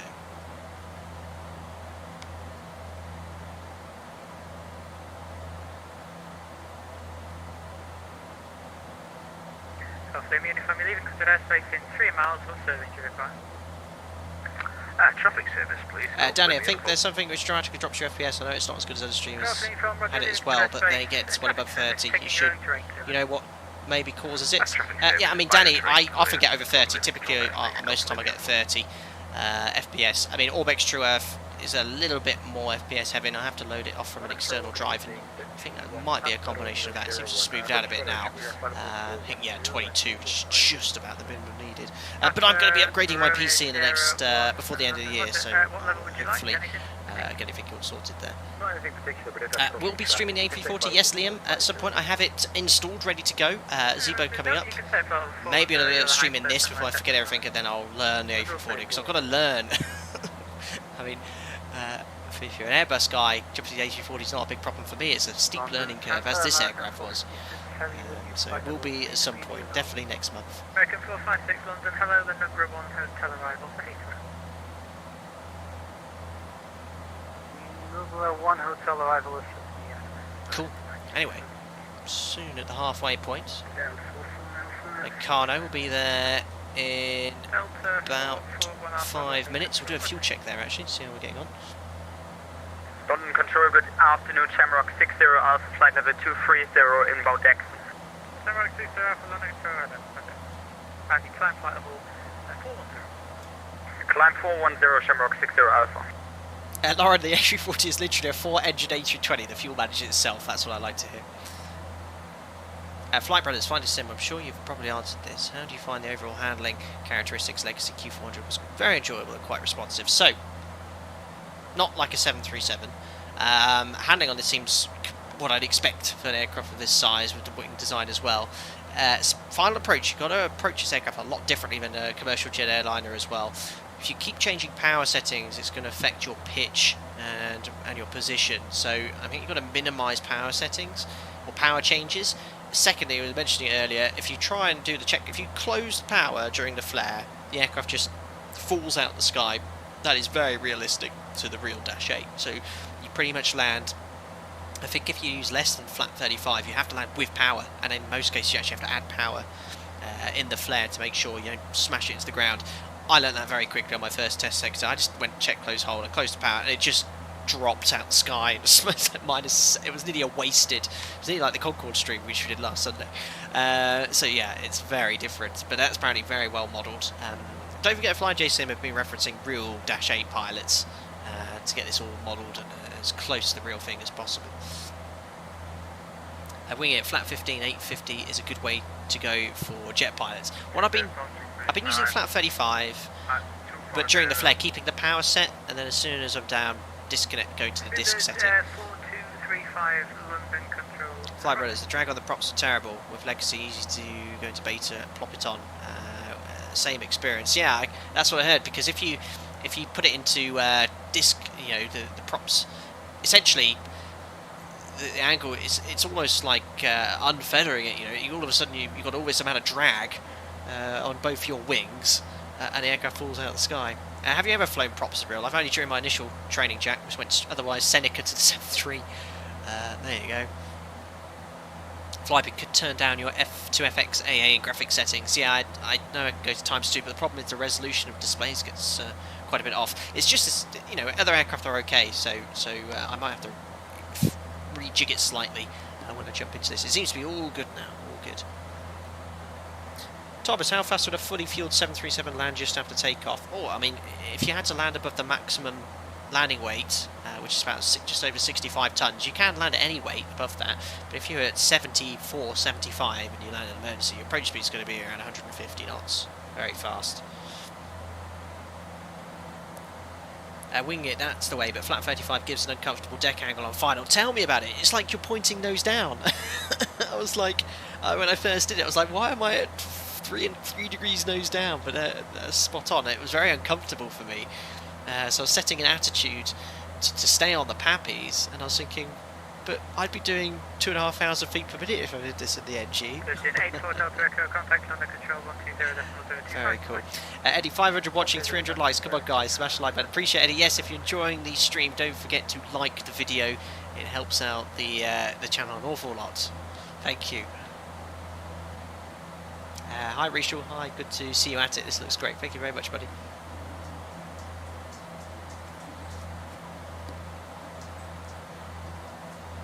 Jack, didn't fancy taking the Dash 8 across the pond. That would have been a bit of an epic adventure. No, I wish I was taking part, but as I was mentioning at the start, unfortunately, I was meant to be flying. This time last week I thought I was flying today. They changed it to a standby, so I thought I'd showcase this aircraft instead. But it's the middle of my working week. I'm flying tomorrow and on Monday, and then I have a few days off. Thank you, John Padfield. 50. Hi, Tim. 40. 30. Oh, don't worry, 20, Tim. No worries. 10. It's gone very quiet on the frequency now. I'm still connected. Late to the flipping party again, persevering face. Control 133.225 from Newquay. 133.225, Jersey 1459. Perfect. 3 rank 380. Thank you very much, Tim, for the £2. Never late to the party. We're always here, we're always streaming. Thank you very much, buddy. Hope you're doing well. What was that emoji again? Scrunched emoji face? Not sure. Thank you. Joe, where are you going tomorrow? That's something I don't disclose. Somewhere in France, somewhere in Spain. I don't know what's going on here, but you guys are 2,000 feet separated, and despite the fact that you're only 0.2 of a Mach faster, you are 40 knots quicker, so that's not going to work. Do the 9898. Carnage, London. Left heading 020 degrees. Thanks for grabbing Darabax to the channel. Descent, flight level 140, level FedEx, on conversion, speed 300 knots or greater. And on to top of descent. 25 minutes. Better start setting up soon. Flight level 270. When ready to descend, flight level 270, Virgin 1. 89, 180, Romeo, busy. Wind 180 degrees, 6 knots, runway 27, clear to land. It's Gatwick. I guess Gatwick must be part of the across the pond. It's really busy here. One call Brit, correction call Dublin on, I'm going to find the MLS, stand by. There we are, sorry about that, call Dublin 129.175. 129.17, 129.175 for Bulldog 121. Thank you for your help, bye-bye. 336, call London. He's so busy because you can already hear him talking, but the guy hadn't even finished the sentence. We'll try and get in the gap here. Call London on 135.575. Thank you. London, good day. Jersey 145, flight level 230 to Robver 250 knots. Jersey 145, London, roger. Speed at 98. There we go. Try and listen out there. Airplane, what airline do you fly for? I'm sure someone will help you out with that in a second. Thank you. Descent now, flight level 270. And there you go. Oh, I've just been disconnected again. Oh. Reconnecting. Thank you. FedEx 882, your speed 280 knots or less. 280 knots or less. Thank you. Comjet 6, Tango Delta, call London 126.075. So approach. 126.075. Just double check the weather. Should be 1-2. Bye bye.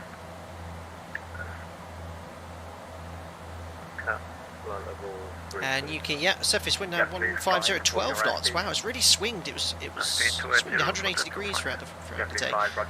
But nice this evening in Newquay. Clear skies, 150 at 12 knots, 10 degrees, 909 at 8. Forecast isn't great for tomorrow though. Rain and 38 knot winds. Actually, that's from midnight tonight. 9898, descent flight level 250, resume mode navigation direct to O'Kessie.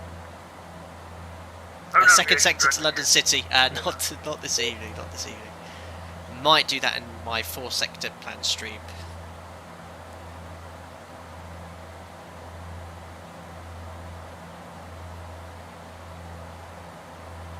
Richard, ATC gaming runway 12. Oh, very cool. I was ATC there. Excellent. We get vectors onto the approach then.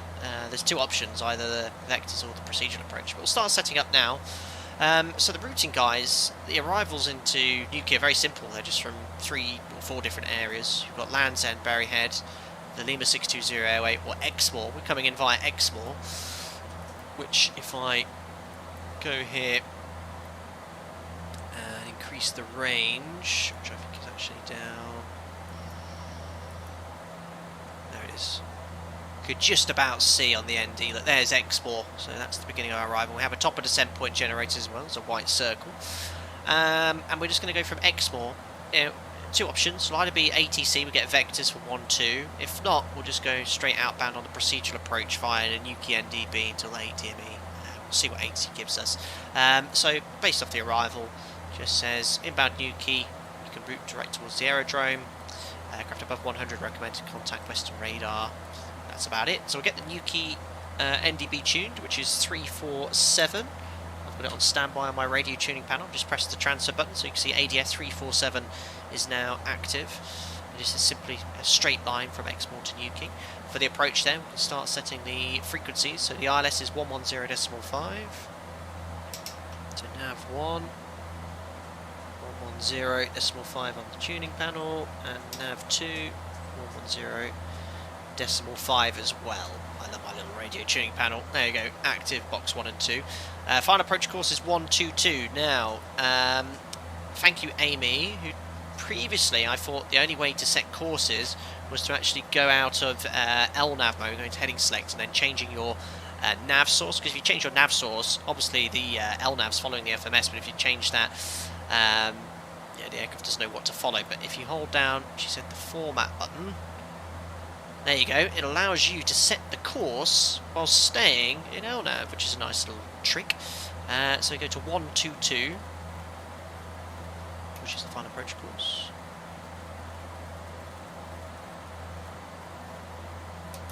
There we are, 122. And I think I can just press the format button again. There we are, so the course we've set. We don't want to be in plan mode though. Ah, what have I done? How do I get out of I don't have to hold it down, baby. Yeah, there we are, hold it down. We can set gyms as well, do the same over here. So hold down format. 122.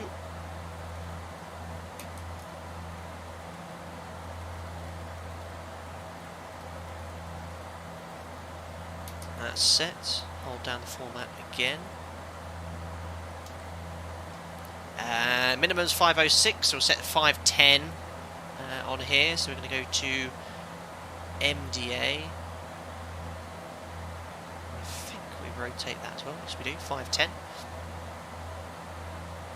There we are. Brixie's course is minimum set. MSA 3,000 feet, as I mentioned. Procedural approach, and I think we've got that programmed already. So if I actually go back to, I don't actually, because it's such an archaic FMS, I don't think I can actually step through the points, formats, flight plan, next page. No, it doesn't have a step function, so we'll just have to check the courses in here in the FMS. So, I remember Amy mentioning about how VNAV generates this. This is realistic. I think the FMS just designs a descent point from an infinite point, unless you put a hard altitude in, but it generates a top and descent point based off your existing point, and it gives you this sort of estimated altitudes at each point based off the vertical speed you've selected. So that's all set. And for the Cat C, we're going to outbound 280 until 8 miles. So you can see we've got 280, it's 8.7 here, slight difference. We'll just monitor that if we're doing the procedural approach. And then a right turn, 122, the final approach course. So it is coded correctly. And you've got the ETA there, 0909, so it's only half an hour away. Onto the ILS. And then the missed approach if I have to go around. The go around procedure in the Dash 8 Flybe procedure is set power, flat 15, push go around, and then just simply follow the flight directives at the acceleration altitude, which will be 1,000 feet AGL. 50, 40, Call flaps up, engage all the pilots. 20, 10. And that's it, pretty much. Thanks, Tow Control. Oh yeah, I've been booted off FlyJSim again, thanks. Check FlyJSim connection. It could be server congestion. No, it's my FPS in this aircraft. Thank you. Appreciate it, Tow Control. Hope you're doing well. I've forgotten it again. Called London 134, that's 125. Bye bye. So I have to keep an eye on that. Jersey 145, redirect Numpo. Direct Numpo, Jersey 145. Scuba 172 Delta when ready, descend flight call 270. When ready, It's like I never left. Delta 76 call 27. 129.425. Enter. Love it. 50, Over to London on 40, 30, 20, 10. Over to London on Oh, right, turn to Numpo. Thanks, Flight Brothers FT, for the $2. Thanks for the enjoyable content and stream. Appreciate it, buddy. Thank you very much for your donation. Very kind. Hope you're doing well. And appreciate the donation. Thank you. Amy, you can check the restrictions in the flight plan compressed view. Thank you, Amy. Amy, how are you still awake and alive? Golf Oscar Romeo, descend flight level 80. Flight plan compressed view. You're going to have to remind me. Is that the nav button? Virgin 180 speed 280 not to a greater now. 280 not to a greater. So much. I'm only scratching on the surface with the immersion and level of detail in this FMS. Amy's design is from scratch. It's amazing. Virgin 14, correction Virgin 18, I'm going to need you 280 not to I think that's good. now, I hope that's right. Just Cool. reducing 280 not Virgin 18. We'll discuss the approach then. And The landing next performance. 882 call London when you're heading on 134, that's 125. No issue in this aircraft. 2,700 metre runway. Just make sure that wasn't me. So we're going to land with, the landing technique we'll discuss on final as well. Very different to the 7.3. Don't check close hold. We're going to increase the RPM to max RPM, match the power to maintain an approach speed, which I can actually update now. Make sure that's updated on final with our final approach speeds. We'll easily vacate at Charlie, so we'll land as soon as we touch down. Put the power to disc, and we often don't need to select reverse thrust. It's not needed. The disconnect gives you a bit of beta and reverse, so we'll just use that. And we'll probably have to go out of beta to get off at Charlie, and then we'll park in front of the terminal, which is here in Newquay. There we are. I think we've discussed and covered everything there. Thanks, Jim. Send checks. Another quite cool thing as well. If you want a bit more information, press show more info. And it tells you exactly what you need to be checking. Very detailed. Very detailed. Cruise we've done. And that's it, just send checks. Activities set, approach landing briefing reviews, cabin out controls set, ice protection as required. Send checks complete.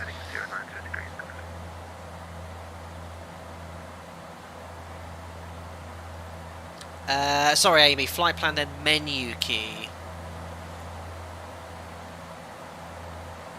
When ready, flight level 27, sorry. When ready, 27, so these heights, when ready, so can I leave that, Amy, or should I put an altitude in? I remember you telling me, but there's so much information to remember. That's obviously where we've been. We're currently routing direct to Newquay. So much stuff.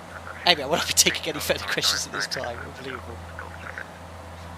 Guys, if you have any questions about the FlyJSim or any problems, join the FlyJSim Discord server. You'll have either your question, which you're probably asking, has already been answered, so you can just use the search function. That's how I got some of my questions answered. Secondly, you can always tag people as well. So a lot of the questions there, go to the Discord there. You're good with these, thanks Amy. So we've got our top of the set point anyway, which makes on the VNAV point. 73 miles to go, 13 minutes. There we are. Let's do a bit of an external view. We've been inside the whole time. There we are. Beautiful scenery down below. Probably not good for my FPS though. Ooh, clouds withdrawing. Yes. Hang in there.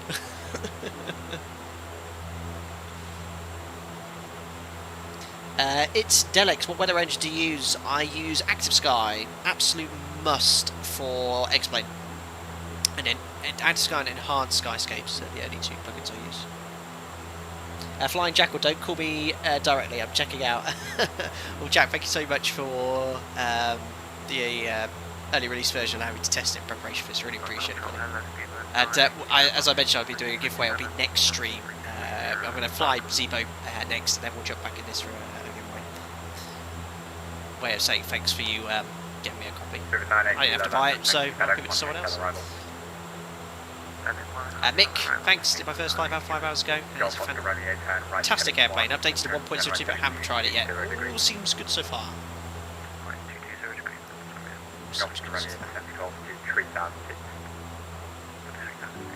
Haven't had much music today. Just do a little bit before top of the set. Really enjoying her, Jack. Really, it's mega.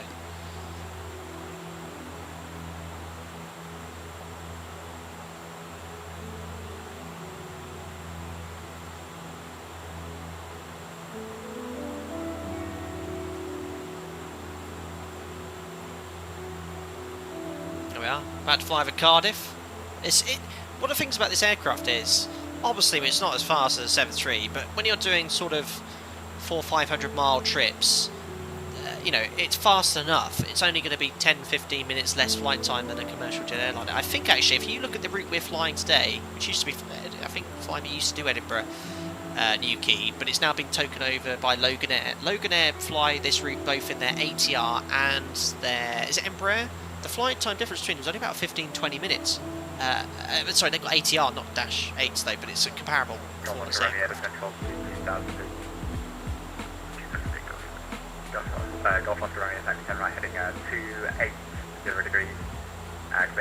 We'll be doing a stream in the Tonus A340. Plan is, guys, Zebo back in this aircraft, before I forget everything, probably Zebo again, and then 340.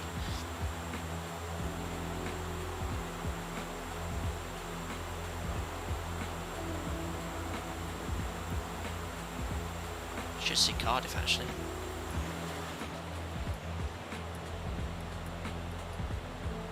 Yeah, Orbex and Enhanced Skyscapes looks really good. I mean, Orbex True looks amazing as it is.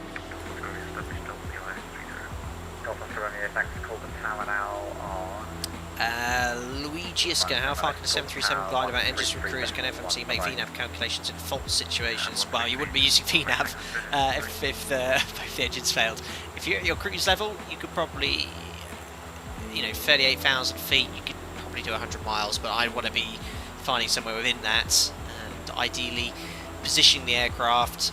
Quite a good one to cover, really, on a tutorial of some sorts, but I'd far rather approach an airport at 200 knots with the gear down than trying to do a normal approach speed, because if you bleed off the speed too much, get too low a speed, it's game over. That's it. So I'd approach, if I get flat 5, 200 knots in, and that speed stable. Just confirm, sorry, 126075, Jersey 145. Change. ASAM 126075. Cheers, bye. It was louder in here and I wasn't expecting it.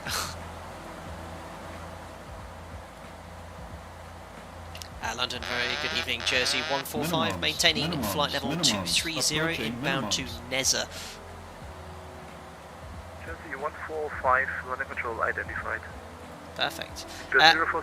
Tom Pascoe, thanks for 22 months. Better dust off your toeless AC21 to practice pressing your Airbus button for the 340. Thank you very much, Tom Pascoe. Well, I've not flown any modern Airbus for ages. I think, here's a fun fact, the last time we flew Airbus, excluding the A300, A310, was across the pond, westbound. We took the A321 6 months ago. That was the last time I flew any, let's say, 320 series aircraft, so yeah. Nightmare. Yeah, it's coming and you guys are going to love it. It's alright for V1 and 320 Sim Pilot. They could just, it's only got a couple of extra engines, they just jump straight in. For me, I would have been scratching my head. It was across the pond, I remember, Gino. What glide ratio does a space shuttle have? Not a very good one. But thanks, Tom, hope you're doing well, buddy. Brent soundtrack for the name. Running control, please. .com 701 as aboard flight level 3980. Exactly, John. Push, pull, push, pull. I hate MS. Guys, next Zebo stream, it's going to be a technical failure stream. Been requested by a lot of people. So I'm going to do two. The first one is actually going to be a hydraulic issue. One I'm actually going to activate. The second one will be an engine failure as well. But yeah, we've got two failure streams I'd like to prepare for you. So I'll do that one. I'm working next couple of days, so either Tuesday or Wednesday we'll do the Zebo technical failure stream. Simulator channel, how's flying, Captain? Very well, thank you. Busier than last year, that's for sure. And I'm going to be flying now. Last year I had a winter off, the year before that as well, my contract did. But this year I'm flying throughout the entire winter. I'm back full time, so yeah, Christmas, December, January, February I'll be flying a lot less than usual. But at least I am doing some flying.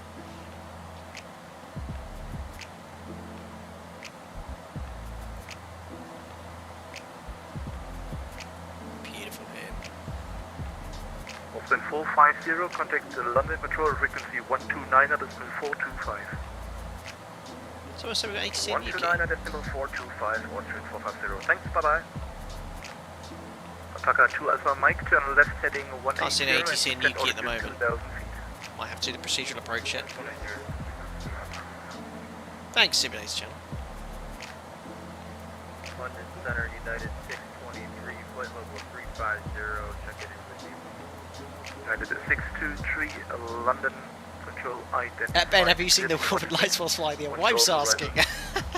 I have once, but it was very far away. It was actually flying into Edinburgh years ago.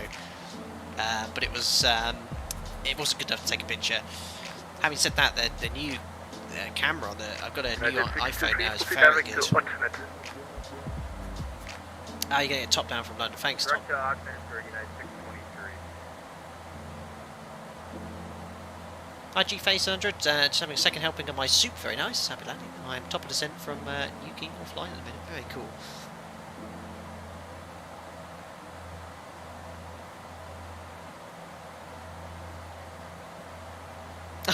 Oh yeah, guys, I forgot to mention, someone mentioned at the start of the stream, if you want to see Jack, head over to my Instagram account so you can see Jack my Labrador. I posted him just before the stream with a very cool roll with the cutest pet on the internet song.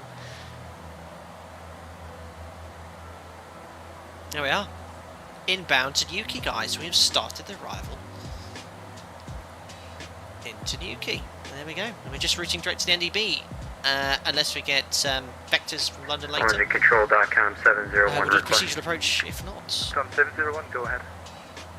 Just requesting 10 minutes off the deck. Off the That's deck. approved. Report back, please. Amy Parent, if you can find the FMS2 breaker, I give you permission to pull it. Just to show everyone that it's modelled. Where's the FMS2 circuit breaker? It's not a circuit breaker panel I'm used to looking at. I don't need it, to be fair. Right main, ESS, left main. Papa 2 Alpha Mike, turn left heading 150, cleared Alice approach Oh, runway goodness 12. me. My takes, that's all engine related, battery related, cabin. It's behind, well, probably behind Jim. United 969, wait back. Where is it, Amy? If you give me the number and the letter, I'll be able to find it. It's on the back wall, you were looking at it. Oh. Jumped out here somehow.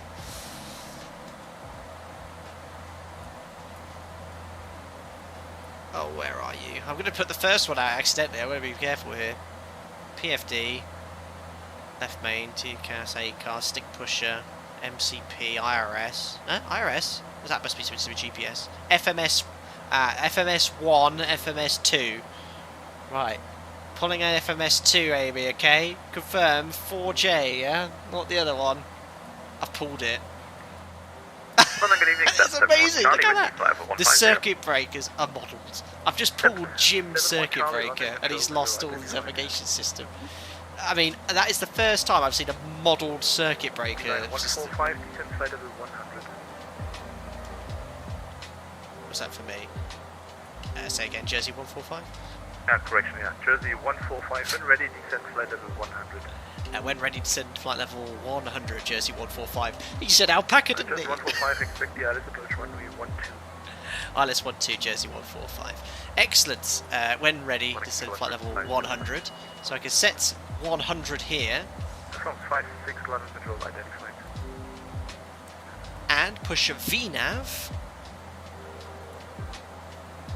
Why is that not working? Amy? Papa 2 Alpha, Mike to wind 150, 12 knots, runway. Why is VNAV not working? I thought I could engage VNAV and it should arm. Is it because I put Jim's FMS pulled circuit break for lols?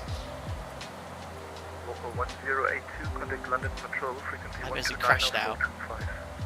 I've turned it back on. London Control 145. VNAV's not working. Jersey 400, request descent. Not working at all. You need both FMSs. Amy! You need to be wait. Oh, you need to wait to be closer to top of descent. Okay, thanks. Maybe nervous. I thought I'd done it a lot earlier before. Yeah, need both FMSs. I wouldn't think so because they're not interchangeable. Wait for it to be on the PFD. Thanks, Amy. I have full trust on you. Well, look at that, we've been just below VMO actually, a little bit faster than that. Oh, I didn't do a single fuel check on the entire sector, but we've got 1800 kilos. Our alternate was, we got at least 45 minutes of fuel there. That was hilarious, Amy. You made my heart go over that. Ah, look, there we are. VNAV's now on the PFD. VNAV's armed. Thank you. 5 miles, remember, right? Thanks, CMAC. Full trust in me. It's probably a losing move. Not at all, Amy. You've been absolutely invaluable in the preparation of this stream. CMAC, I'd like to take the time to say thanks for popping in as well for your tips. That's the next Flybe pilot, ladies and gentlemen, in chat.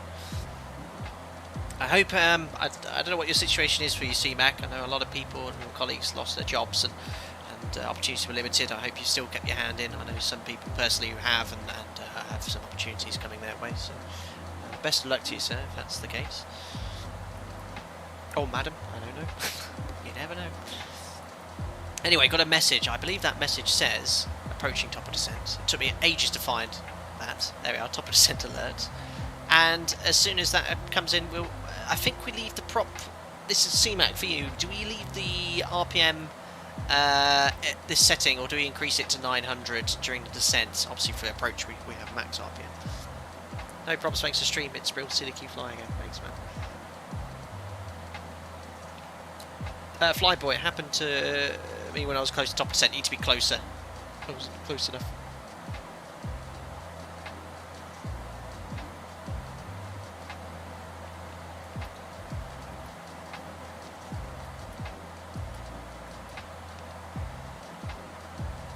I've got my notes for my landing as well. Just take a little bit of power off here actually, otherwise we're going to be quite close to VMO when we initiate our descent. Oh, by clouds. So actually, to be fair, that's probably a bit more realistic. There was no clouds detected on the METAR. Samuel just landed 321 in Paris from JFK. Can now give this beauty my full attention. Thanks, Sam. Appreciate that. Hope you get a good flight. Top of the descent in chat. VNAV path is just engaged. I'm just going to idle power. And we'll just see what happens to our speed. I'll probably maintain about 240 knots in descent. It's quite a quick aircraft in descent still. Just have a bit of torque again.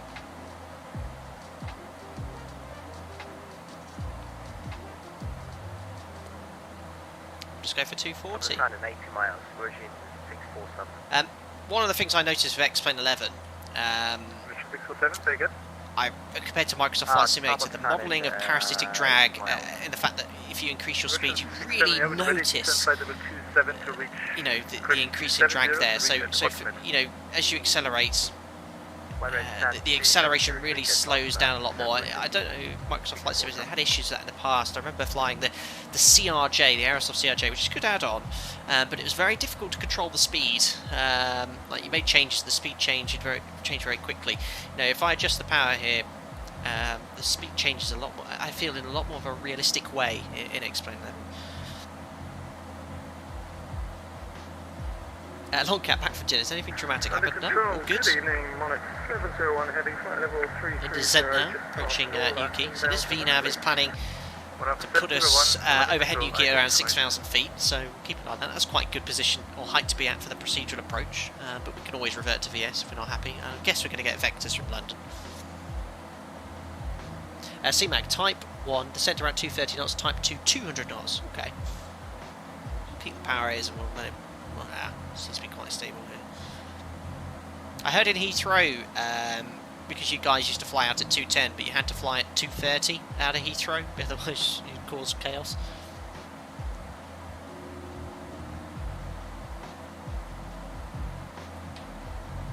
Jersey 145, turn right heading 250. Okay, right heading 250 degrees, Jersey 145. That's my initial vector there.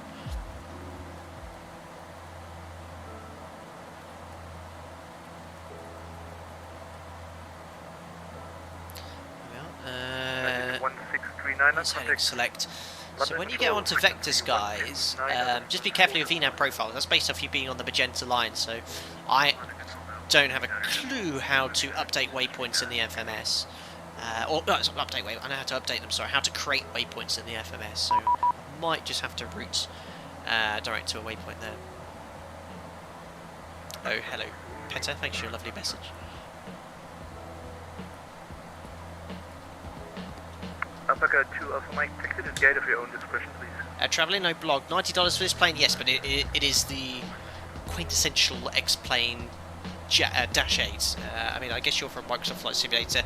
You know, to have high-quality aircraft like this, you sometimes have to pay a premium. I mean, Zipo bodies are very much an exception. I always put that as a comparison. But that is a continual development, and a lot of work's gone into that. But yeah, $80, sorry, yeah, not 90. $79.95. CMAC, yeah, there's special procedures for Heathrow, mainly for speed and traffic. That doesn't surprise me at all. It's just lovely to fly GPS has improved slightly. 703, contact London Control, frequency 133.225.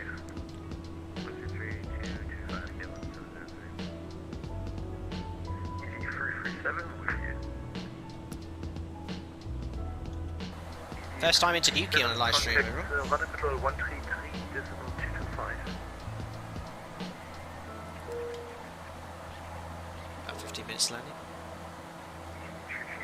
Tom Bass got the 20 flushes for an extra $10 comes into play. It's worth it, just for that. We've done 2 flushes so far today.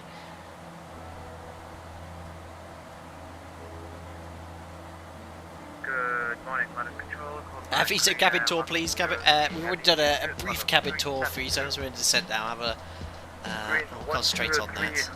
It's a beautifully modelled cabin. I think FlyJSim's first cabin. So I'm pretty confident we're going to get vectored onto this approach. We're giving the heading. I'll wait for AT to confirm it, otherwise I'll leave the approach in there for now, the procedural approach. Just keep it going in VNAV actually, because that's giving us a nice sort of rate of descent. Korean 123, stand by.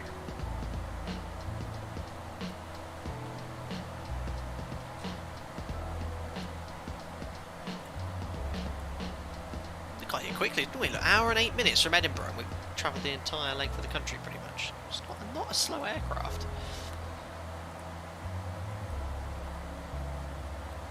Jersey 145, descent altitude 5,000 feet, on the QNH 998. So 5,000 feet, QNH 988 Pascals, Jersey 145. 5,000 feet set QNH 998. 998 hectopascals. Passing 30,600. Where's VNAV? Actually, I'm not going to use VNAV now because we're no longer on the profile really. So we're going to indicate airspeed and just maintain 230 knots. I'll just add a bit of power here because I don't want to get too low too early here. Passing 30,500, 5,000, standby altimeter is also set. Waypoints don't get deleted on directs like on a Boeing. Ah, okay. So what I'm actually going to go is direct to the centre fix now. CF12, CF12. I think I'll be the latter CF12. 32 is my lucky number. Enter. United 9069, contact London Control, frequency 12904. So that's we're going direct to the centre fix. Where does that put us on our VNAV profile actually? A bit higher apparently. Actually, yeah, let's keep going down. How many track miles have we got? 21. Flying control back on 25. Yeah, keep going down. I'm just going to close the throttle. Go 230 knots. 701, welcome back. Logcat, normally go VS into the descent, Captain, if you want to keep it Flybe. Oh, okay. Let me just get back onto my speed. I'll let it get stable on its speed and idle power, and then I'll go VS. We've got 20-30 track miles, so a bit high at the moment. I want to keep it in speed hold. You can do a VTO to get a new VNAV profile from where you are. Oh, I mean, you're invaluable. VTO. What next? Oh, is that just the information or my required rate of descent? Something required, and then the other one be there. It's going. I'm quite happy with where it is. Guys, if you just tuned in, we're about 10 minutes till we touch down in Newquay for the first time. First ever landing in the stream in the Dash 8. 63, when ready, descent flight level 270, be at level at alternate. Ah, so this is my new vertical deviation, so that would suggest I'm high, still 2,000 feet high. Alright, we'll keep it definitely going down. Target VS is 1800, but we need to do 2-2 to recapture that. Alright. London Control, hello, United 917, Maybe I need to review the stream. Direct gap, please. Every time I fly this aircraft with your United tips and 917, points. London Control, Okay. Right, approach checklist. Altimeters we've set, local setting. Oh, power. When do I actually go to 1080, 1050, 1020? That's my next question. Cap pressurizer is fine. Lights. Now turn on. AP's on. United Set. 914, contact Brest, frequency 127.850. Cabin controls set, ice protection is required, approach checks to come. Altimeter set, lights is required. Oh yeah, GPD OBS landing. At the moment, I'm getting quite a lot of spurious warnings, so I've been turning that off. I still occasionally get them. 1020 on gear down, thanks Amy. You don't usually reduce MP approach. Oh, so much information. CMAC will go with you as well, and Amy. Landing checklist 1020, reduced MP. Yes, I can't remember the trick to get the reduced MP, because I've just been going 1020 with full normal power available. And that 7-1 Charlie could descend. Fuel transfer off, tanks 1 I'm sorry, and 2 at least monitor on. Unicorn 1 to destinate. Oh, I didn't turn Okay, those on to off, look. display. I think they were meant to be off, but they'll need to be on for the approach. On. Check, seat Line, also checks cabin. Imagine it's secure. There we are. 5,000 feet, QNH 9998. Looking good. 5,908, Jersey 400. Jersey 400, report your present heading. 240, Jersey 400. Jersey 400, Russia, turn right heading 250. Going to be a little bit high at the moment. 250. Profile's coming up though, according to me. 1 to go, so we'll go vertical speed. 1,000 feet per minute. Just let the speed bleed off slightly. Oh, the speed gets around 200 knots.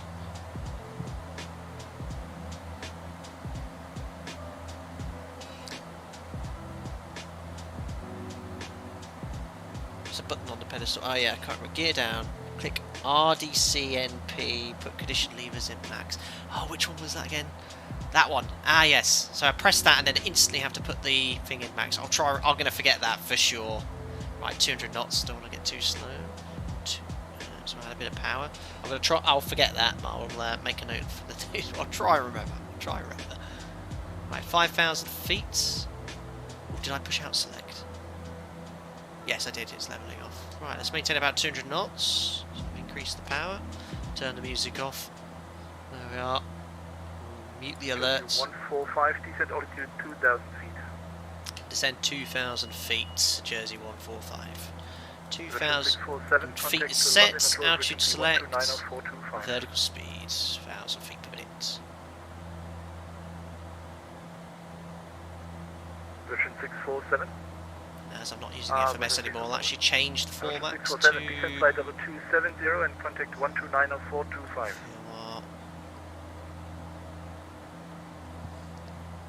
Descending 270 and getting to 850. 15 seconds move to 1020 RPM, should remain at 850. Alright, thanks CMAC. Yeah, Amy explained that on the test sector. I forgot to make a note. Jersey 400. Contact crest on frequency 127850.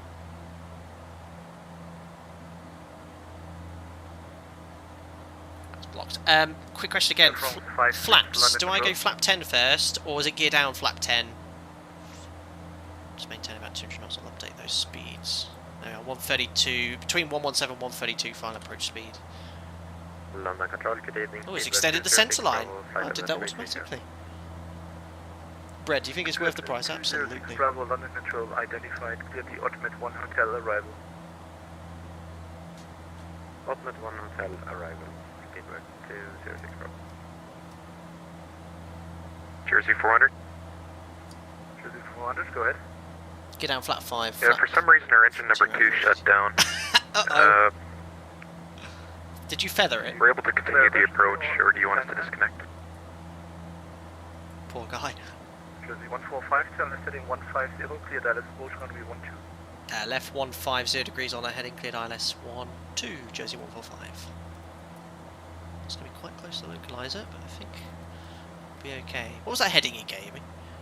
Oh, we're going to go 150, that was a bit too sharp. Right, speed to about 190, that's okay. We're on the glide slope, so I'm just going to reduce that vertical speed to 100 feet per minute until we're heading towards the airport. We have correct sensing, just watching the speed there. 180 is okay. Can we do 180 clean though? Ooh, I don't mind doing that. As I'm Vorlock initially, that is nav. Oh, nicely onto the ILS, adding a bit of power here. Gonna select. I'm gonna go 1 up. 900. Localizer live, localizer capture, cleared approach, arming approach on glide slope. Glide slope capture. Watch the speed there. And where's my charts? Missed approach altitude. Didn't brief the missed approach. climb to 2,500 feet, initially climb straight ahead, 3 miles, 1,500, now left turn to 2,500, 2,500 feet to the missed approach. So that is set, we're fully established. 180 is the minimum clean, thank you Longcat, very cool, alright, so that's perfect. I'm going to go gear down flat 5 now then, gear down flat 5. Jersey 145 fully established. 2,000 feet. 2,000, Jersey 400. 220. Got lock capture again. Jersey 145 fully established. So below 181 flat 10. Runway 12 cleared to land, Jersey 145. Below 172 knots, we can select flat 15. And we'll go Jersey 145. And below 158 knots, we can go full flap, and then full flap, full flap. And there's no speed; it's just between the two. If it's windier, you go to this higher speed. So I'm just going to get the power stabilised and then do the landing checklist. Get out of sequence here. Control 1290425. All right. 129. A little bit higher on the glide slope. Just keep an eye on that. So landing checklist, landing gear down 3 green, flaps selected, condition levers. So I push this. There we are. Is that correct? Oh, I pushed the button. Maybe I have to do it. I'll just... Oh, guys, I think that... I might have not done that right, but I need to look outside here. Anyway, that's done. Full flap is selected. And we're all good. So condition levers set to max. Flap 35. We have 3 green lights. Landing checklist is complete. We've got to be between the 2 speeds here. That is VREF, that's maximum speed. So long as it's between the 2, that's all that matters. 400, turn left heading 150, clear the left approach. And it looks like we're all nicely stabilised here. It needs to be an 850 first. Oh, I mean, too much going on. I'll go outside. 850. Right, I want to do this. 850. And then it's this button. And then max power. Don't know, it seems to be going back there. I'm sure someone in chat will answer it at the end of the stream there, otherwise I'm not going to be able to get a stable landing here. But I'm sure that's something I'm doing wrong there. Speed's a bit high, just going to take a bit of power off. Every time you change power, it adjusts the rate of descent massively, and you'll oscillate on the glide slope, so you've got to minimise those power changes, otherwise the checklist is all complete, clear to land. Wish me luck, ladies and gentlemen. I'm now going to disconnect the autopilot. Autopilot's disengaged, and we're going to crosswind slightly from the right. Speed's nice, minimal power changes now, just slight power changes to keep the speed and rate of descent under control. Slightly right of centre line, and I'm going to keep that power on all throughout the entire flare. That's a spurious terrain warning, a little bit low on the glide. Speed slowly washing off, so I'm just going to have a little bit of power. That's fine. Nicely on the pappies. Terrain. Right, a little bit low on the glide. 3 reds. There we are, back. 2 reds, 2 whites. Looking good. Speed's right in the middle where I want it. A little bit off centre line, but the crosswind is from the right. That's okay. London Centre, Keep descending. A little bit low. That's okay. Keep it coming. Don't take the power off. Would you mind if I just stepped into the cockpit for about 5 Check. minutes? Captain 99. Bit of a float. Right, closing the power now. I still quite firm. There we are. Minus 200. Disconnect. Don't need reverses. Contact London Control on the frequency. Oh, it's so hard to land this aircraft. 80 knots. And that's why every request will decline. And 60 knots. Ladies and gentlemen, welcome for the first ever time to Newquay. I'm going to brake quite hard here and make a sharp left to the terminal. There we go, we're down. Superb. Oh dear. So yeah, much better. 400 final 1-2. Much better than my test sectors. The key thing was, if you chop the power early or check close hold, if you take the power off, this thing falls out of the sky, so you've got to be really careful with that. That worked out quite well, bit of a float. I maybe had a little bit too much power on, but much better than smashing it down. And the stopping power of this aircraft is phenomenal. you know, I don't need to use full reverse, just disconnected, and a little bit of beta on the blade, just it acts as quite an effective reverse thrust in itself without actually selecting reverse. And I barely touched the brakes, I just touched them there just to make the exit so we could taxi on to stand. So we vacated, ATC just said taxi on to stand, he's very busy, so we'll do that. And yeah, I'm pretty happy with that. Bit of a float. But had I chopped the power, I was so tempted because I'm drilled into my head, guys, to cut the power at 20 feet. If I'd done that, would have been well, the gear struts would have gone through the wing, or the engines then the wing. But yeah, really enjoyable flight, and I hope you enjoyed my take as a 737 skipper on flying a Dash 8 with about 2 days experience, but very enjoyable, very, very good. Right, let's taxi on in, we'll select the flaps up. I still couldn't get what you guys were talking about here. I know it works, as Amy and I went through it on the test sector, but I can't remember what order. Was it 900, then you push the button? But I think we had full power, max RPM there for the approach, but now I think that's an option anyway. Cool. So we'll complete the rest of the taxi flow here. So landing checklist we did complete. Max 1020 we had. Bleed 1 air and 2. Oh, I forgot to reselect minimum. So that should have been on minimum there. Get these sounds turned up. Oh, well, this is a freeware Newquay airport, by the way. Look, there is another Dash 8 landing. That was the guy. It's got an engine failure, hasn't he? Don't forget it restarted. Nice and smooth. Awesome. Thanks for that, wasn't it, Joint? What else have we got left here to do? I know we shut an engine down as well, but after landing, control lock on. I'll get the APU started just because I'm used to that. Start. So that's done. Transponder standby, radar standby, flaps are already up.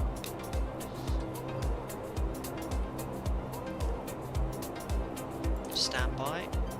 Just take Jersey 400, clear of 1-2. Stand on the right here and make a right turn as well. Please taxi to gate of your Pumps off. please. And those pumps are off. Pumps are already up. Auxiliary tank pumps have already turned off. Yaw damper can come off. Spoiler flight to taxi. Got so much to do. That one's done. Yaw damper off. I watched a video of a Dash 8 crew landing. It's like we are in the 7.3. It was so fast with his cleanup I couldn't actually see what he was doing. There we are. Go next to our Flybe colleagues here.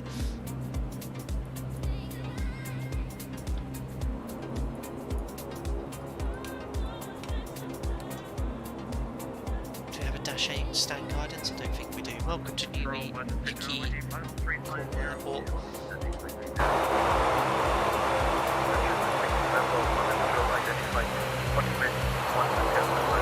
That's sound. Go on the A320 75 stand. There we go. We've stopped. Parking brake is set. There we are. We've done that. Spoiler flight control taxi out of tonight. Red. We've still got the strobes on. Where are we? Red. There we go. That's done. Lights are off. Pitot static switch is off. Oh my goodness me, wasting fuel on stand here. What am I like? That's off. Window heat off. Ice protection switch is off. Main bus tie, good tie. There we are. APU for vehicles required. Bleed 1 air 2 is required. Shutdown. Taxi. Oh my goodness me, emergency brake set. Normal. Disconnect. We're already in the disconnect position. Condition levers, start and feather. There we are. And I think we do that for 30 seconds. I always remember going on to stand in the aircraft and you'd hear it in this. You'd hear them defeather and they do that for about 30 seconds, I think, before actually shutting the engines down. Because you do this and everyone would start getting up and then the cabin crew would say, no, stay seated until the engines are off. So I think they feather them for 30 seconds, I guess, check parameters, make sure everything's good before shutting them down. The CMAC's still here, I hope. Passenger signs off. Anti-skid required, off. Off. And then we just shut the battery off. But I don't want to do all that because I want to do the replay here. Yep, 30 seconds to stabilise. Thanks CMAC and Longcat. There we are, we're doing it all properly here. Go outside to watch the engines all shut down with the sounds. I should think that'll do us. Let's shut the engines down. Fuel off. There we are, ladies and gentlemen, welcome to Newquay in the Flybe -8. That was mega. I hope you enjoyed it. I hope I didn't do too badly as well. Oh my, oh my. Oh, we got Chocks in as well. London Central, you think we get absolutely direct mega. with Conan with Cancer and Rider? Very, very cool. No dams, not a single dam. No, it wasn't me, it was Escobar. Loved it. Fully fledged dash driver now. Thanks, C-Mac. The fact that I got that from an X-8 pilot is it actually makes me very happy. That was really, really cool.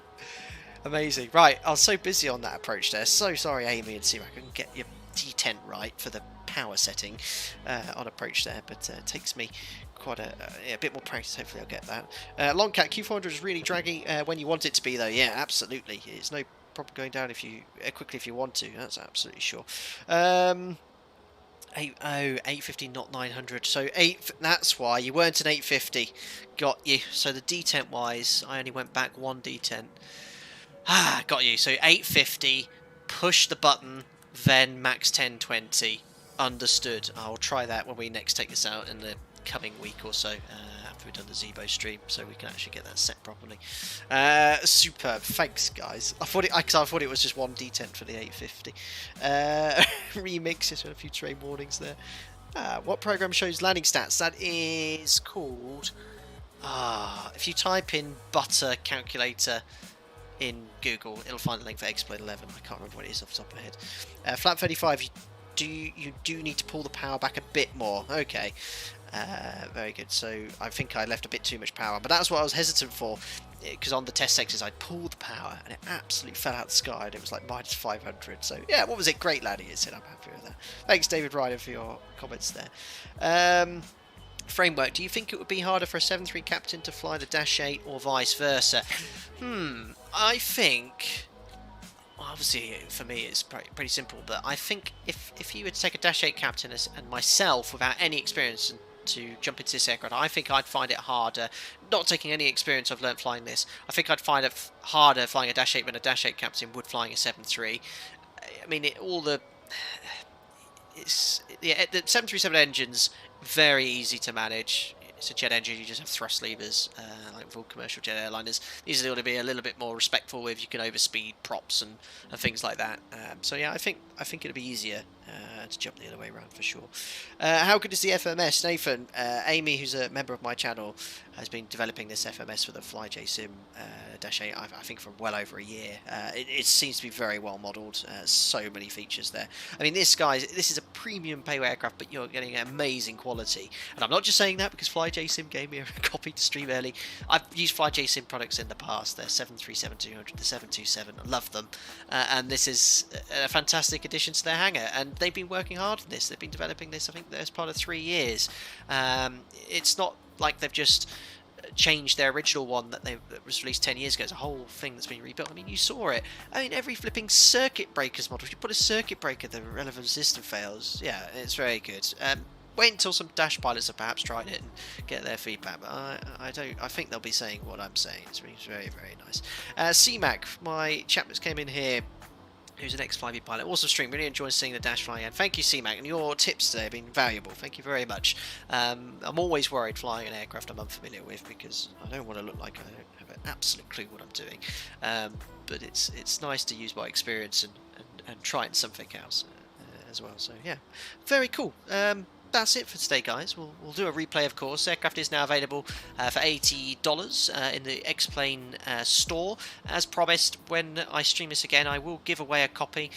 If a developer sends me a copy for free, I don't have to buy it myself. You guys are very generous, donating all the time. It's my way of giving something back to you. So I will purchase a copy for a winner when I next stream this, probably at the latter stages of next week. But I'll keep you posted on social media, of course. Right then, so logged off network. Thanks to all the VATSIM controllers. They were all very busy, obviously, with the VATSIM across the pond. But we had ATC for the entire sector, which was really, really cool. I'm just going to get the doors closed for the replay. So I'll press this one. I think that one as well. Everything about this aircraft, the noises are superb. Actually, how do I get the air stairs retracted? Can I do it here? I just don't want to do the replay with the air stairs out, which most aircraft do. It might actually close it, or not 100% sure. There we go. There's not much I've missed. So it's going to let me close the door here. So definitely a button click spot there. Maybe I have to do it in here. It's closed now. Ready for the replay. Very, very good. They proper slammed the doors on this plane. Yeah, no messing around, that's for sure. Right. Oh, I've entered replay mode without playing the funky replay music. There we go. Excellent. Let's turn off Fly Live. Put ourselves here on approach. See what it looked like from the outside. Probably not very pretty.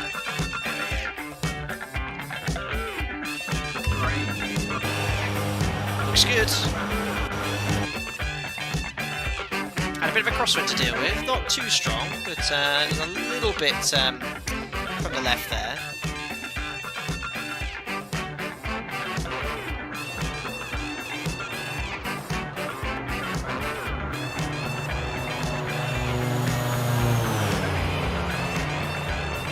Zooming out a bit. So there's the check, but it didn't close. I didn't close the power at all, didn't close it. And then I closed the power about 2 feet and it settled down. But had I been about here, see where I initiate the flare there, if I closed the power now, it would have fallen out the sky and just gone plunk. It's pretty flat. No, on the main gear first. Yeah, I'm pretty happy with that for my first stream. Yeah, the rudder though wasn't that effective. I'd expect probably a little bit more rudder effectiveness. So you can see, look, see how the nose wheel's turning? That's me putting left rudder in. I probably didn't put quite enough in there. Yeah, not enough rudder look. You can see it's drifting. As soon as the nose gear touched down there, it bid. So it always looks a lot worse from that angle. Lovely, I'd say morning, but evening in Newquay.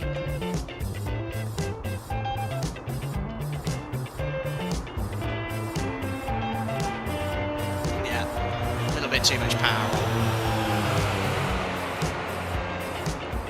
Wait, but the spoilers open. I think that's just the replay. Oh no, they were actually retracted. Perfect. Crash 8, yeah. That's what it's often referred to. Got tower view, yes. Do one for the tower view.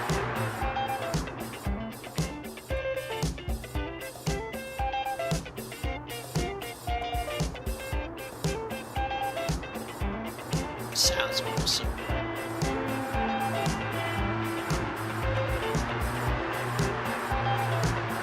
You hear me disconnecting the engines. The sounds are super.